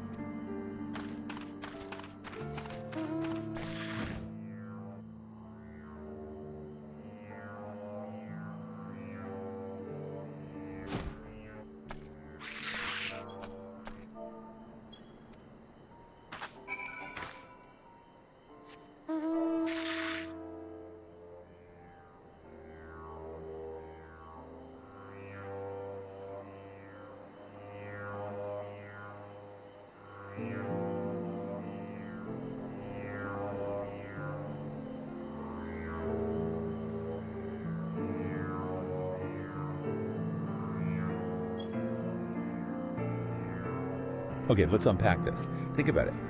Every single meal we eat, well, something had to give its life. Yeah. A plant, an animal, and then it hits you, right? What right do we actually have to take that life just so we can live? It's way more than just picking what's for dinner, isn't it? It's this really deep kind of nagging ethical question. It really is. It forces us to properly think about our place in the world. You know, eating isn't just some neutral biological thing we do. Absolutely not. It feels like an act loaded with serious ethical weight and, well, it needs some kind of justification. Definitely. So our mission in this deep dive, it isn't about handing you one simple answer, like, here you go, problem solved. Yeah, that wouldn't work. It's too complex. Exactly. Far too easy, and honestly just too simplistic for a question like this. Instead, we want to explore the, let's call it the tangled web of arguments around it. That's a good way to put it. We're going to pull at threads from philosophy, from science, ecology, culture, see what insights they offer, but also, you know, where their weaknesses might lie. See how they connect or maybe where they clash. Right. Exactly. So we'll navigate through some foundational Western ethical ideas. You've got utilitarianism, deontology, and virtue ethics. Those are the big three frameworks. Then we'll dive into those really crucial debates about consciousness, moral worth, thinking about ideas like human exceptionalism and that really challenging concept of speciesism. Speciesism. And finally, we'll broaden out, look at justifications that people draw from, you know, nature itself, ecology, religion, different cultural viewpoints. So the idea ultimately is to equip you, the listener, with the intellectual tools you need to help you formulate a more coherent, a more conscious personal ethic around this. Yeah, moving beyond just looking for a simple right to eat something. Exactly. Towards a more nuanced understanding of your own responsibilities, maybe, when you consume life. Responsibility, yes, that's a key word. So with that huge question laid bare, this struggle of taking life for our own sustenance, where do we even start looking for answers? Well, traditionally, people turn to philosophy, right? Right. Seems like a good starting point. These structured approaches, they offer different lenses, different ways of looking at eating animals. Are we looking at the consequences? Or the act itself? Or maybe the character of the person doing the eating? Precisely. And we can start with utilitarianism. The core principle is, well, pretty straightforward on the surface. Right. The morality of an action is determined only by its consequences.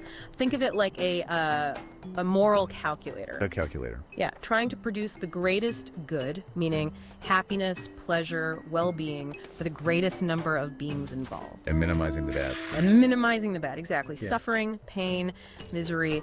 The big names associated with this are Jeremy Bentham and John Stuart Mill. Got it. Now, what's really fundamental for animal ethics within utilitarianism is this famous line from Bentham. He said, "The question is not, can they reason, nor can they talk, but can they suffer?" Wow. That cuts right through, doesn't it? It really does. It elevates sentience, just the basic capacity to experience pleasure and pain, as the key thing.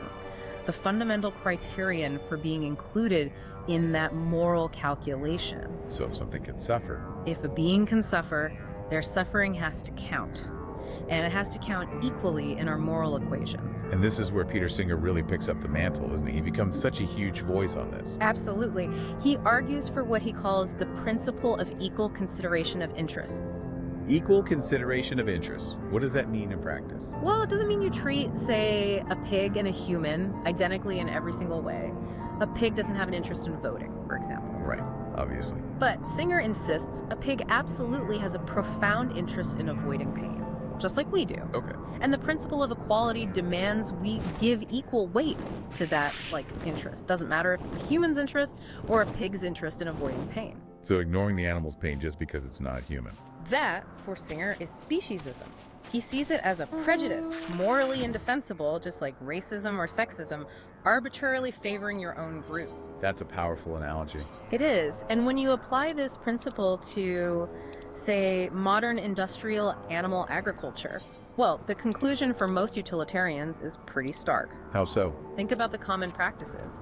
Intense confinement, painful mutilations, often without any anesthetic, stressful transport, the fear and terror of slaughterhouses. Yeah, it's hard to even think about. These inflict just immense suffering on billions, literally billions of animals every single year. Billions. So from that utilitarian viewpoint, You weigh this vast amount of animal suffering against the human benefits. And the benefit for most people in wealthy countries is? Often it's simply the fleeting pleasure of taste, especially when you have nutritionally equivalent plant-based foods readily available. Right. So the calculation for many utilitarians concludes that this sort of trivial human pleasure cannot possibly justify such extreme widespread suffering. Making supporting factory farming morally wrong from their perspective. Exactly. Supporting it becomes morally wrong. Okay, that utilitarian argument against factory farming feels pretty solid, pretty definitive even. But is there like any wiggle room, any complexity within that framework?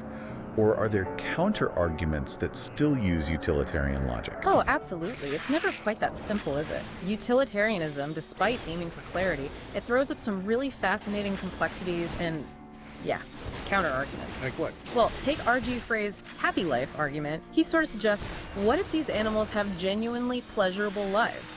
Even if those lives end in slaughter, and crucially, they wouldn't exist at all otherwise. So Frey argues, raising them for food could actually create a net positive sum of happiness in the world. A life with pleasure, even if cut short, is better than no life at all. That's the idea. Could be better than zero happiness. Huh. That's definitely provocative. What else? Then you've got someone like Stephen Davis, an agricultural scientist, and his least harm principle. Least harm. Yeah. He argues that a diet that includes some pasture-raised meat might, and this is the surprising part, might actually cause fewer animal deaths overall than a strictly vegan diet. Fewer deaths. How does that work? Because modern crop agriculture isn't harmless either, right? Think about plowing, harvesting, pesticides. These processes kill countless small animals. Mice, voles, rabbits, birds, insects. Oh, right, the combined harvester problem. Exactly. So the idea that your salad is entirely harm-free, suddenly that gets a lot more complicated. Yeah, my guilt-free lunch suddenly feels, well, morally complex again.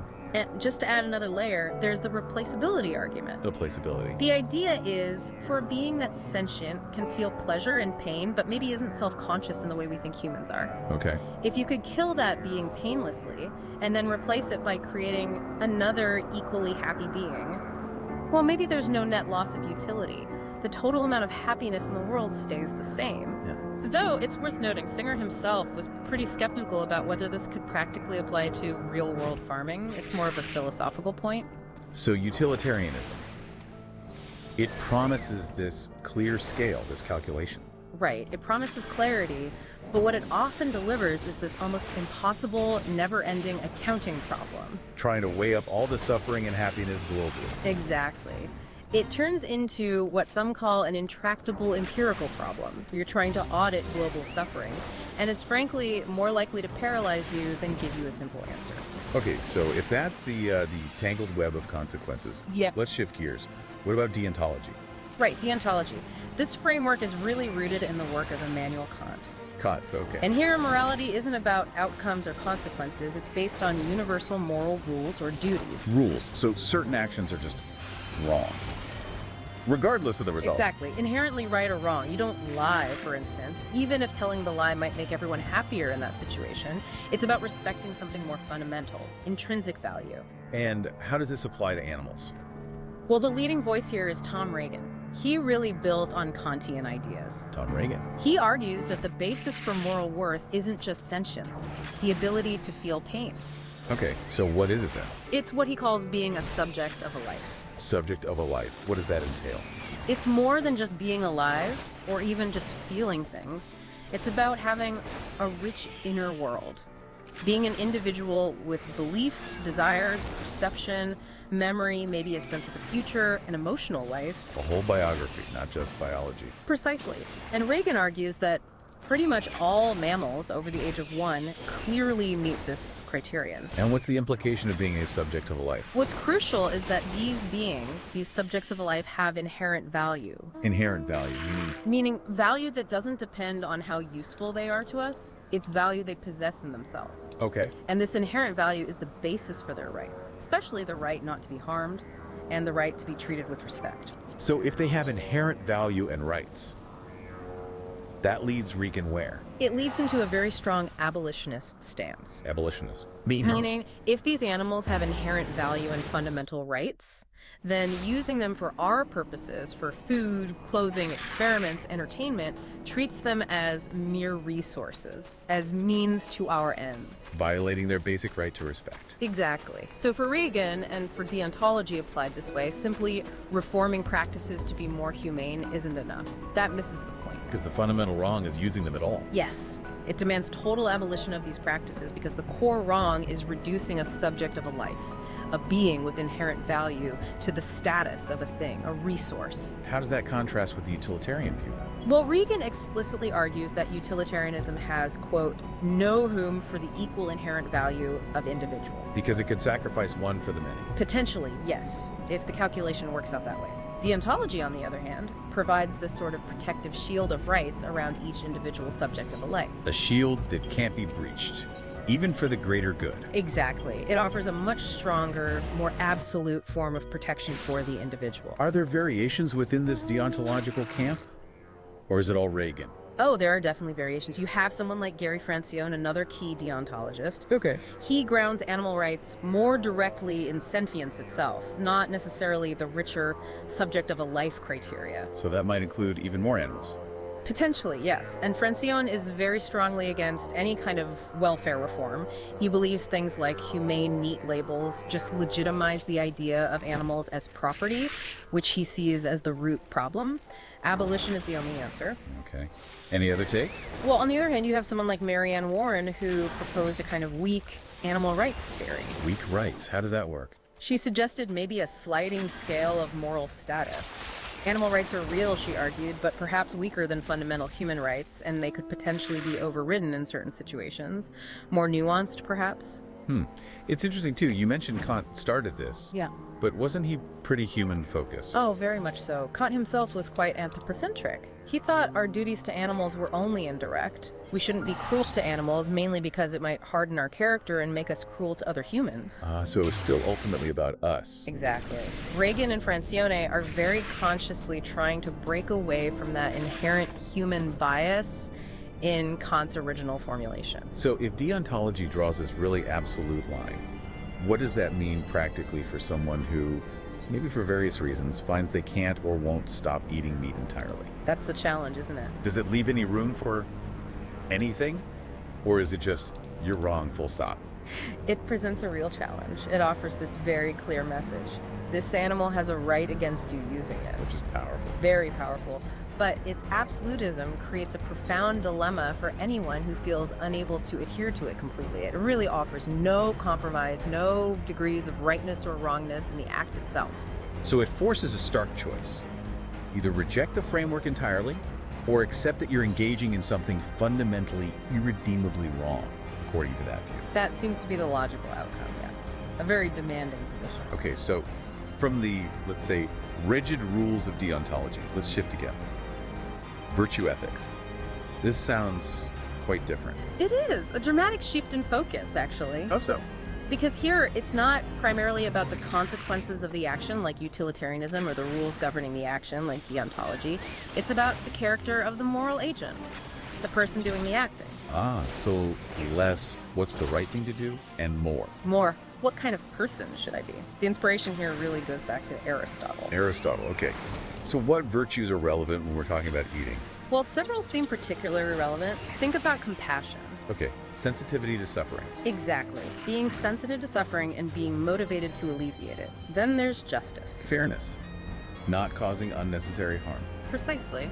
Acting fairly, not inflicting harm without a really good reason.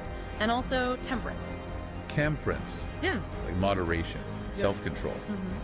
Exhibiting moderation, self-control, maybe eating primarily for nourishment rather than just for indulgent pleasure all the time. Right, so based on those virtues, compassion, justice, temperance, how does that play out with eating animals? Well, many people argue this leads quite naturally to what you might call virtuous veganism. Okay, explain it. The argument goes, a compassionate person would surely want to avoid causing the immense suffering involved in, say, factory farming. makes sense. A just person would seek to avoid inflicting unnecessary harm, especially when perfectly adequate plant-based nutrition is available. Killing seems unnecessary then, and a temperate person might avoid the kind of excess often associated with high levels of animal product consumption, maybe also considering the negative health impacts. So it seems like the virtues line up pretty neatly with avoiding meat in that view. It seems to fit quite well, yes.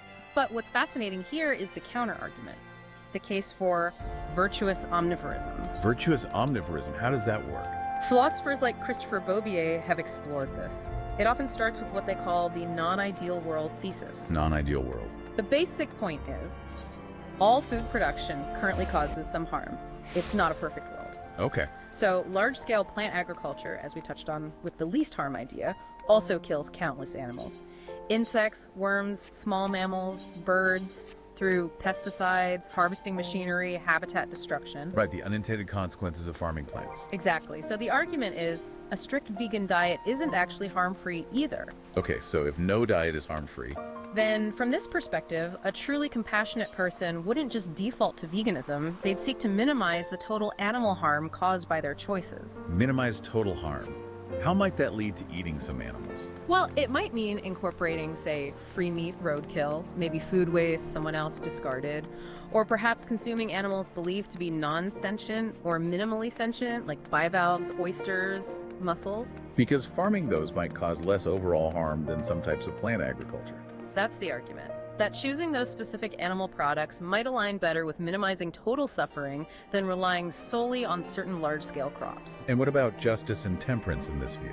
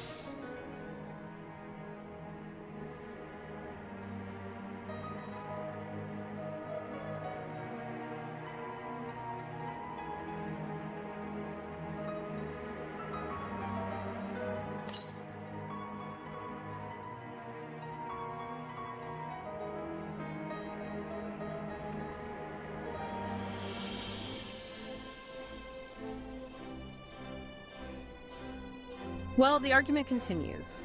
It would be unjust to knowingly choose a diet believed to cause more aggregate harm. So if you genuinely believe a certain limited omnivorous diet causes less harm than a standard vegan diet relying on industrial crops, justice might point that way. And temperance would still guide towards a modest, largely plant-based diet overall, consumed for the right reasons: nourishment, health, perhaps participating in regenerative systems, not just hedonistic indulgence. Roger Scruton also talked about a kind of compassionate carnivorism along similar lines, focusing on husbandry and connection. Wow. Okay, so virtue ethics really throws it back onto the individual, doesn't it? That's where the personal inquiry deepens. Exactly. It uniquely resonates, I think, because it reframes the whole thing as a deeply personal question. What kind of person am I striving to be? It allows for moral growth. Yeah. And it acknowledges that complexity, that tangled web we started with. It does, but it also puts a heavy burden on the individual, doesn't it? Especially for a virtuous omnivore. How so? It demands exceptional mindfulness, constant evaluation of choices, really understanding the impact of where your food comes from, striving to minimize harm in a world where harm is unavoidable. It's not an easy path. No, definitely not an easy out. Okay, so all these frameworks, utilitarian, deontological, virtue-based, they all seem to hinge on this really crucial underlying question. Who counts? Or what counts? Who or what is actually deserving of moral consideration in the first place? How do we draw that line? Precisely, and this brings us straight to the idea of human exceptionalism. Human exceptionalism, the idea that humans are special. Basically, yes. The long-standing belief that humans possess unique, superior characteristics, things like high-level reason, complex language, self-awareness, moral agency that grant us a higher moral status than any other species. And historically, this has been used to justify, well, pretty much anything we want to do to nature. It certainly has. Including the consumption of animals, it sets us apart, puts us above in that view. But then you have Peter Singer again, pushing back hard with this concept of speciesism.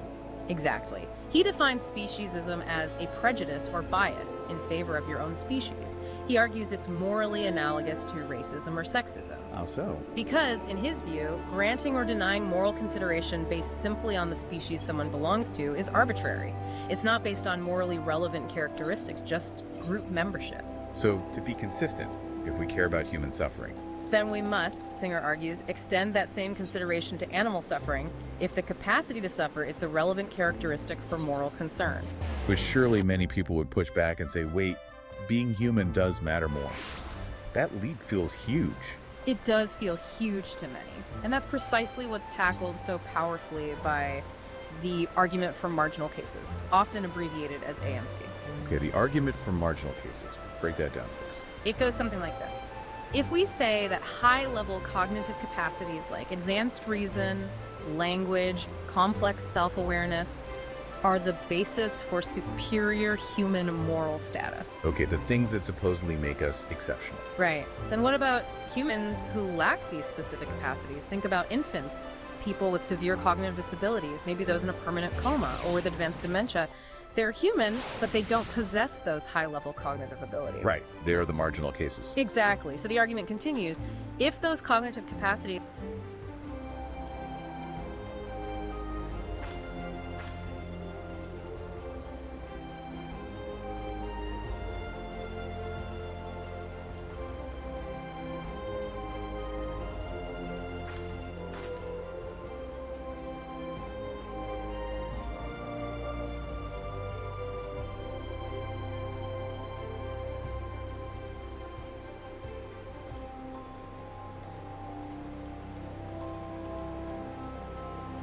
are the only reason humans get special treatment, then logically these marginal humans should be treated like animals who also lack those capacities. Meaning, they could be used for experiments or even food. That's the deeply uncomfortable logical conclusion, and since almost everyone finds that morally abhorrent, the argument concludes that the initial premise must be wrong.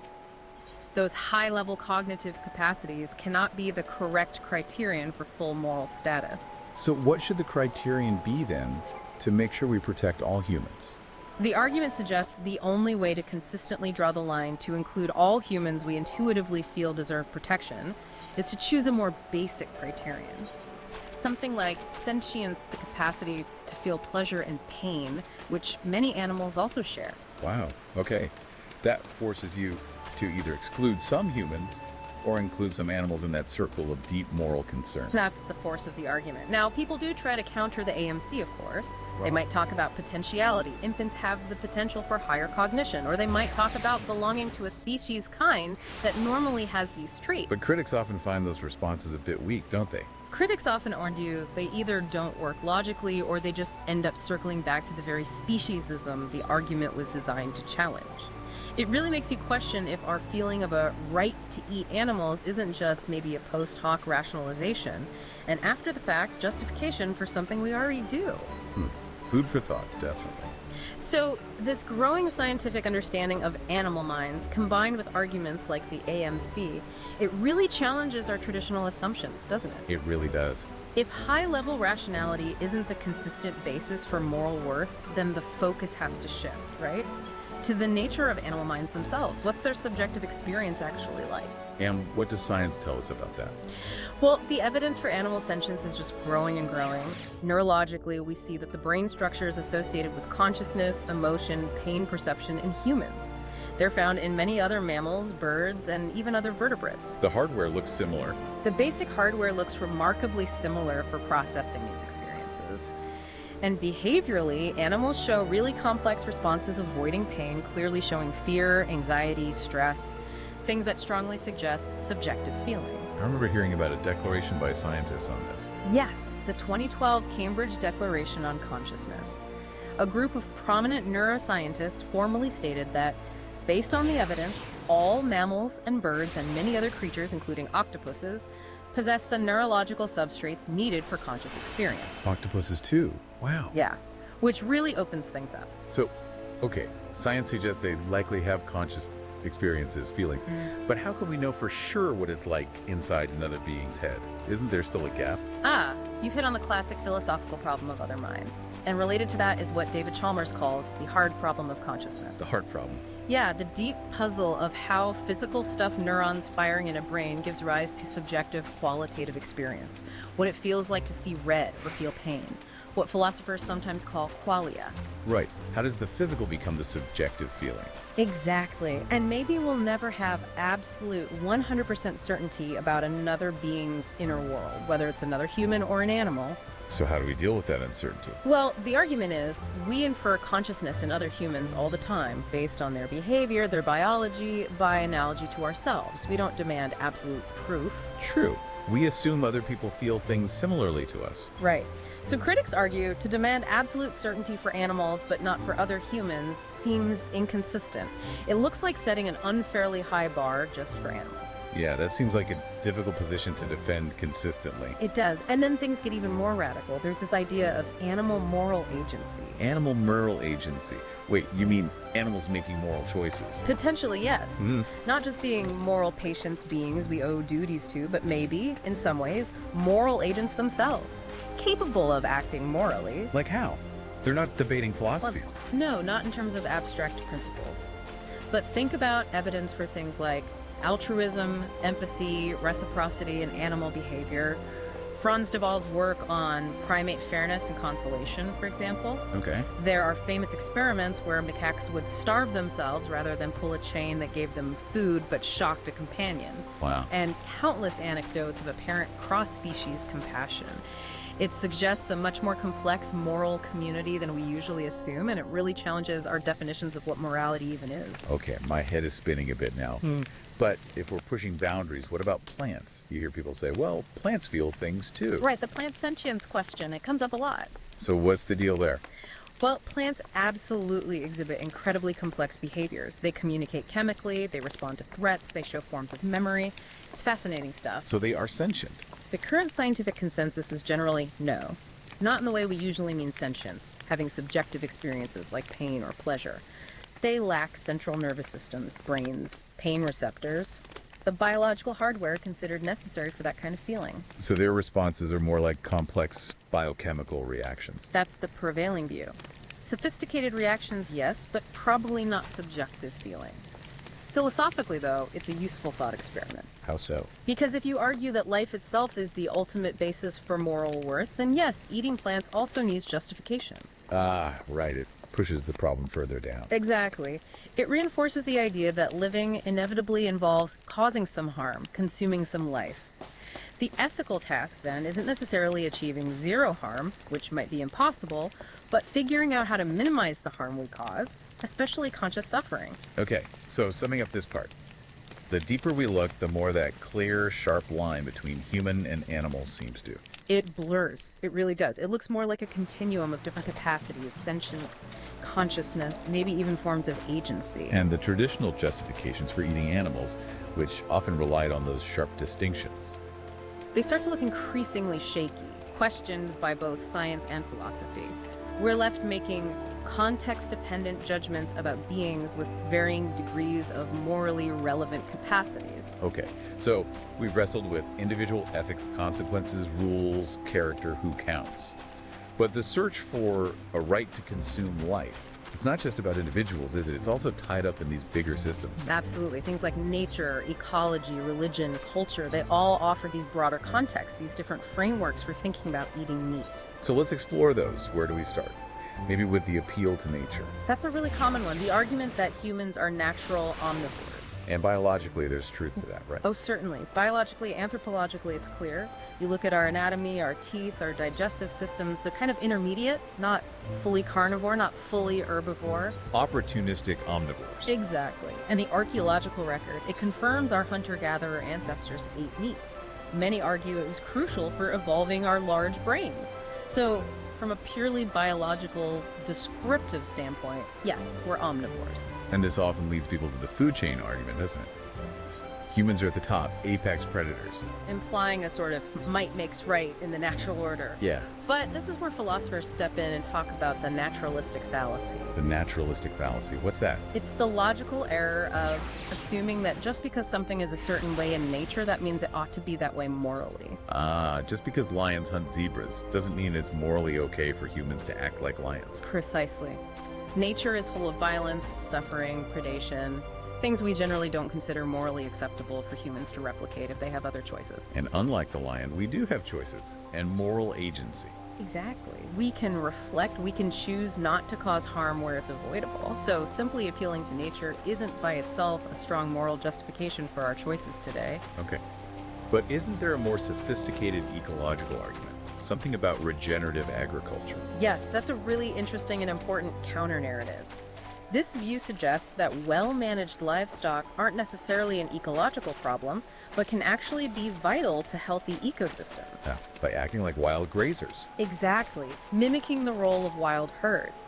Their grazing, their manure, their hoof action can help build topsoil, increase biodiversity, improve water cycles, and even sequester carbon in the soil. So in that specific context, eating meat from those systems could actually be seen as supporting ecological health. That's the argument, that participating in and supporting truly regenerative systems, which include animals, is ecologically beneficial. A fascinating twist. That sounds very different from how most meat is produced today. Radically different, and that's the crucial point. This regenerative ideal stands in stark contrast to the reality of industrial meat production. Which has huge ecological costs. Undeniably. Industrial livestock farming is a major driver of deforestation, consumes vast amounts of fresh water, generates enormous greenhouse gas emissions, especially methane from cattle and nitrous oxide from manure and fertilizers. And the pollution. Huge pollution problems from waste lagoons contaminating water. The list goes on. It makes current meat consumption, at the scale we see it globally, fundamentally unsustainable and environmentally irresponsible from most ecological perspectives. So the appeal to nature, or ecology, it really is a double-edged sword, isn't it? It absolutely is. People can interpret nature or ecology in very different ways, often to support the conclusion they already lean towards. Biology describes what is, but it rarely gives us a simple answer for what ought to be. Okay.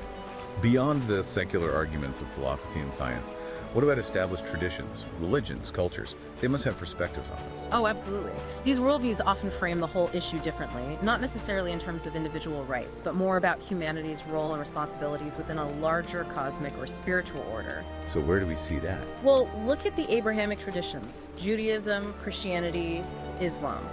The concept of dominion from Genesis is a key point. Dominion over the animals. Yes. And that's been interpreted in different ways, sometimes as a license for basically unrestricted use. Do whatever you want. But arguably, a more common and powerful interpretation, especially in contemporary theology, is dominion as stewardship. Stewardship, meaning responsible guardianship. Exactly. A duty to care for creation, not exploit it. This view prohibits cruelty and actually mandates kindness to animals. You see this in Jewish law with Zar Bale Hayim. Sorry, how do you say that? Zar Balale Hayim. It translates roughly as the suffering of living creatures. It's a principle explicitly forbidding causing animals unnecessary pain. Interesting. And it's also often noted that, according to Genesis 1.29, the original diet in the Garden of Eden was actually vegan. Oh, right. Before the fall. Yes, suggesting that meat eating was perhaps a concession to human weakness after the fall, not the original divine ideal. What about Eastern traditions? They often seem more focused on nonviolence. Very much so. In traditions like Hinduism, Buddhism, Jainism, a central guiding principle is ahimsa. Ahimsa, non-injury. Non-injury, non-violence, towards all living beings. In Hinduism, ahimsa is paramount. The cow is considered sacred, and vegetarianism is very common, often seen as spiritually purifying. And Buddhism. The core is compassion for all sentient beings. Now, interpretations vary. Some schools might allow meat if the animal wasn't killed specifically for the person eating it, but other major traditions, especially Mahayana Buddhism, strongly advocate for strict vegetarianism, linking it directly to developing universal compassion. In Jainism, I hear they take it even further. They practice the most radical form of ahimsa. Jains view all life as having equal value, which leads to strict veganism and incredibly careful practices to avoid even accidentally harming insects or microorganisms. It's a profound commitment to nonviolence. That's amazing. Are there other major perspectives? Well, indigenous worldviews offer a completely different and really fascinating perspective. How so? Many indigenous cultures traditionally see the world as an interconnected system of, well, not just humans and things, but of other than human persons. Other than human persons. Like animals, plants. Animals, plants, rivers, mountains. They can all be seen as sentient beings with their own agency, their own spirits, deserving of respect. So how does hunting fit into that? Hunting, in many of these traditions, isn't seen as domination, but as a sacred act of reciprocity. Reciprocity. The belief is often that the animal willingly offers its body, its life, as a gift to sustain the human community. A gift that creates an obligation. A profound obligation, yes. Yeah. The hunter must show gratitude, respect, often perform rituals, use all parts of the animal, and crucially, hunt sustainably so the relationship can continue. So not taking the gift or being wasteful would be disrespectful. Exactly. It breaks that sacred covenant. It completely flips our usual Western individualistic way of thinking about rights over nature. These traditions really do reframe the whole conversation, don't they? Completely. It shifts from, do I have a right to consume, towards, what are my responsibilities within this intricate web of life? Whether that's dominion understood as stewardship, ahimsa as a duty of non-harm, or reciprocity as a sacred obligation. Precisely. Different paths leading to a sense of profound responsibility rather than simple entitlement. Wow. Okay. So after this incredible deep dive exploring all these different angles, where does it leave us? The search for a simple right to consume life. It doesn't really lead to a simple yes or no, does it? No. It leads us smack into complexity, into this tension between, on one hand, the philosophical push to extend moral consideration to animals, and on the other, the deep-seated realities of our human history, our biology, our cultures. Maybe we can quickly recap the main threads. Yeah, good idea. So utilitarianism gives us this powerful way to condemn industrial agriculture based on suffering, but it gets really tangled up in those complex, maybe paralyzing least harm calculations. Right. And deontology. Gives us clear, strong, rights-based prohibitions don't treat subjects of a life as mere resources, but its absolutism feels really challenging to apply in our messy, non-ideal world. No gray areas. Very few.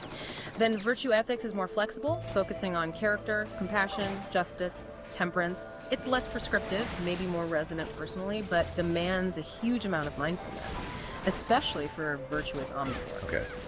And the idea of human exceptionalism. Seems increasingly challenged by that argument from marginal cases, and by the blurring lines science is revealing about consciousness and sentience. And the appeal to nature. Philosophically fragile, as we saw, the naturalistic fallacy looms large.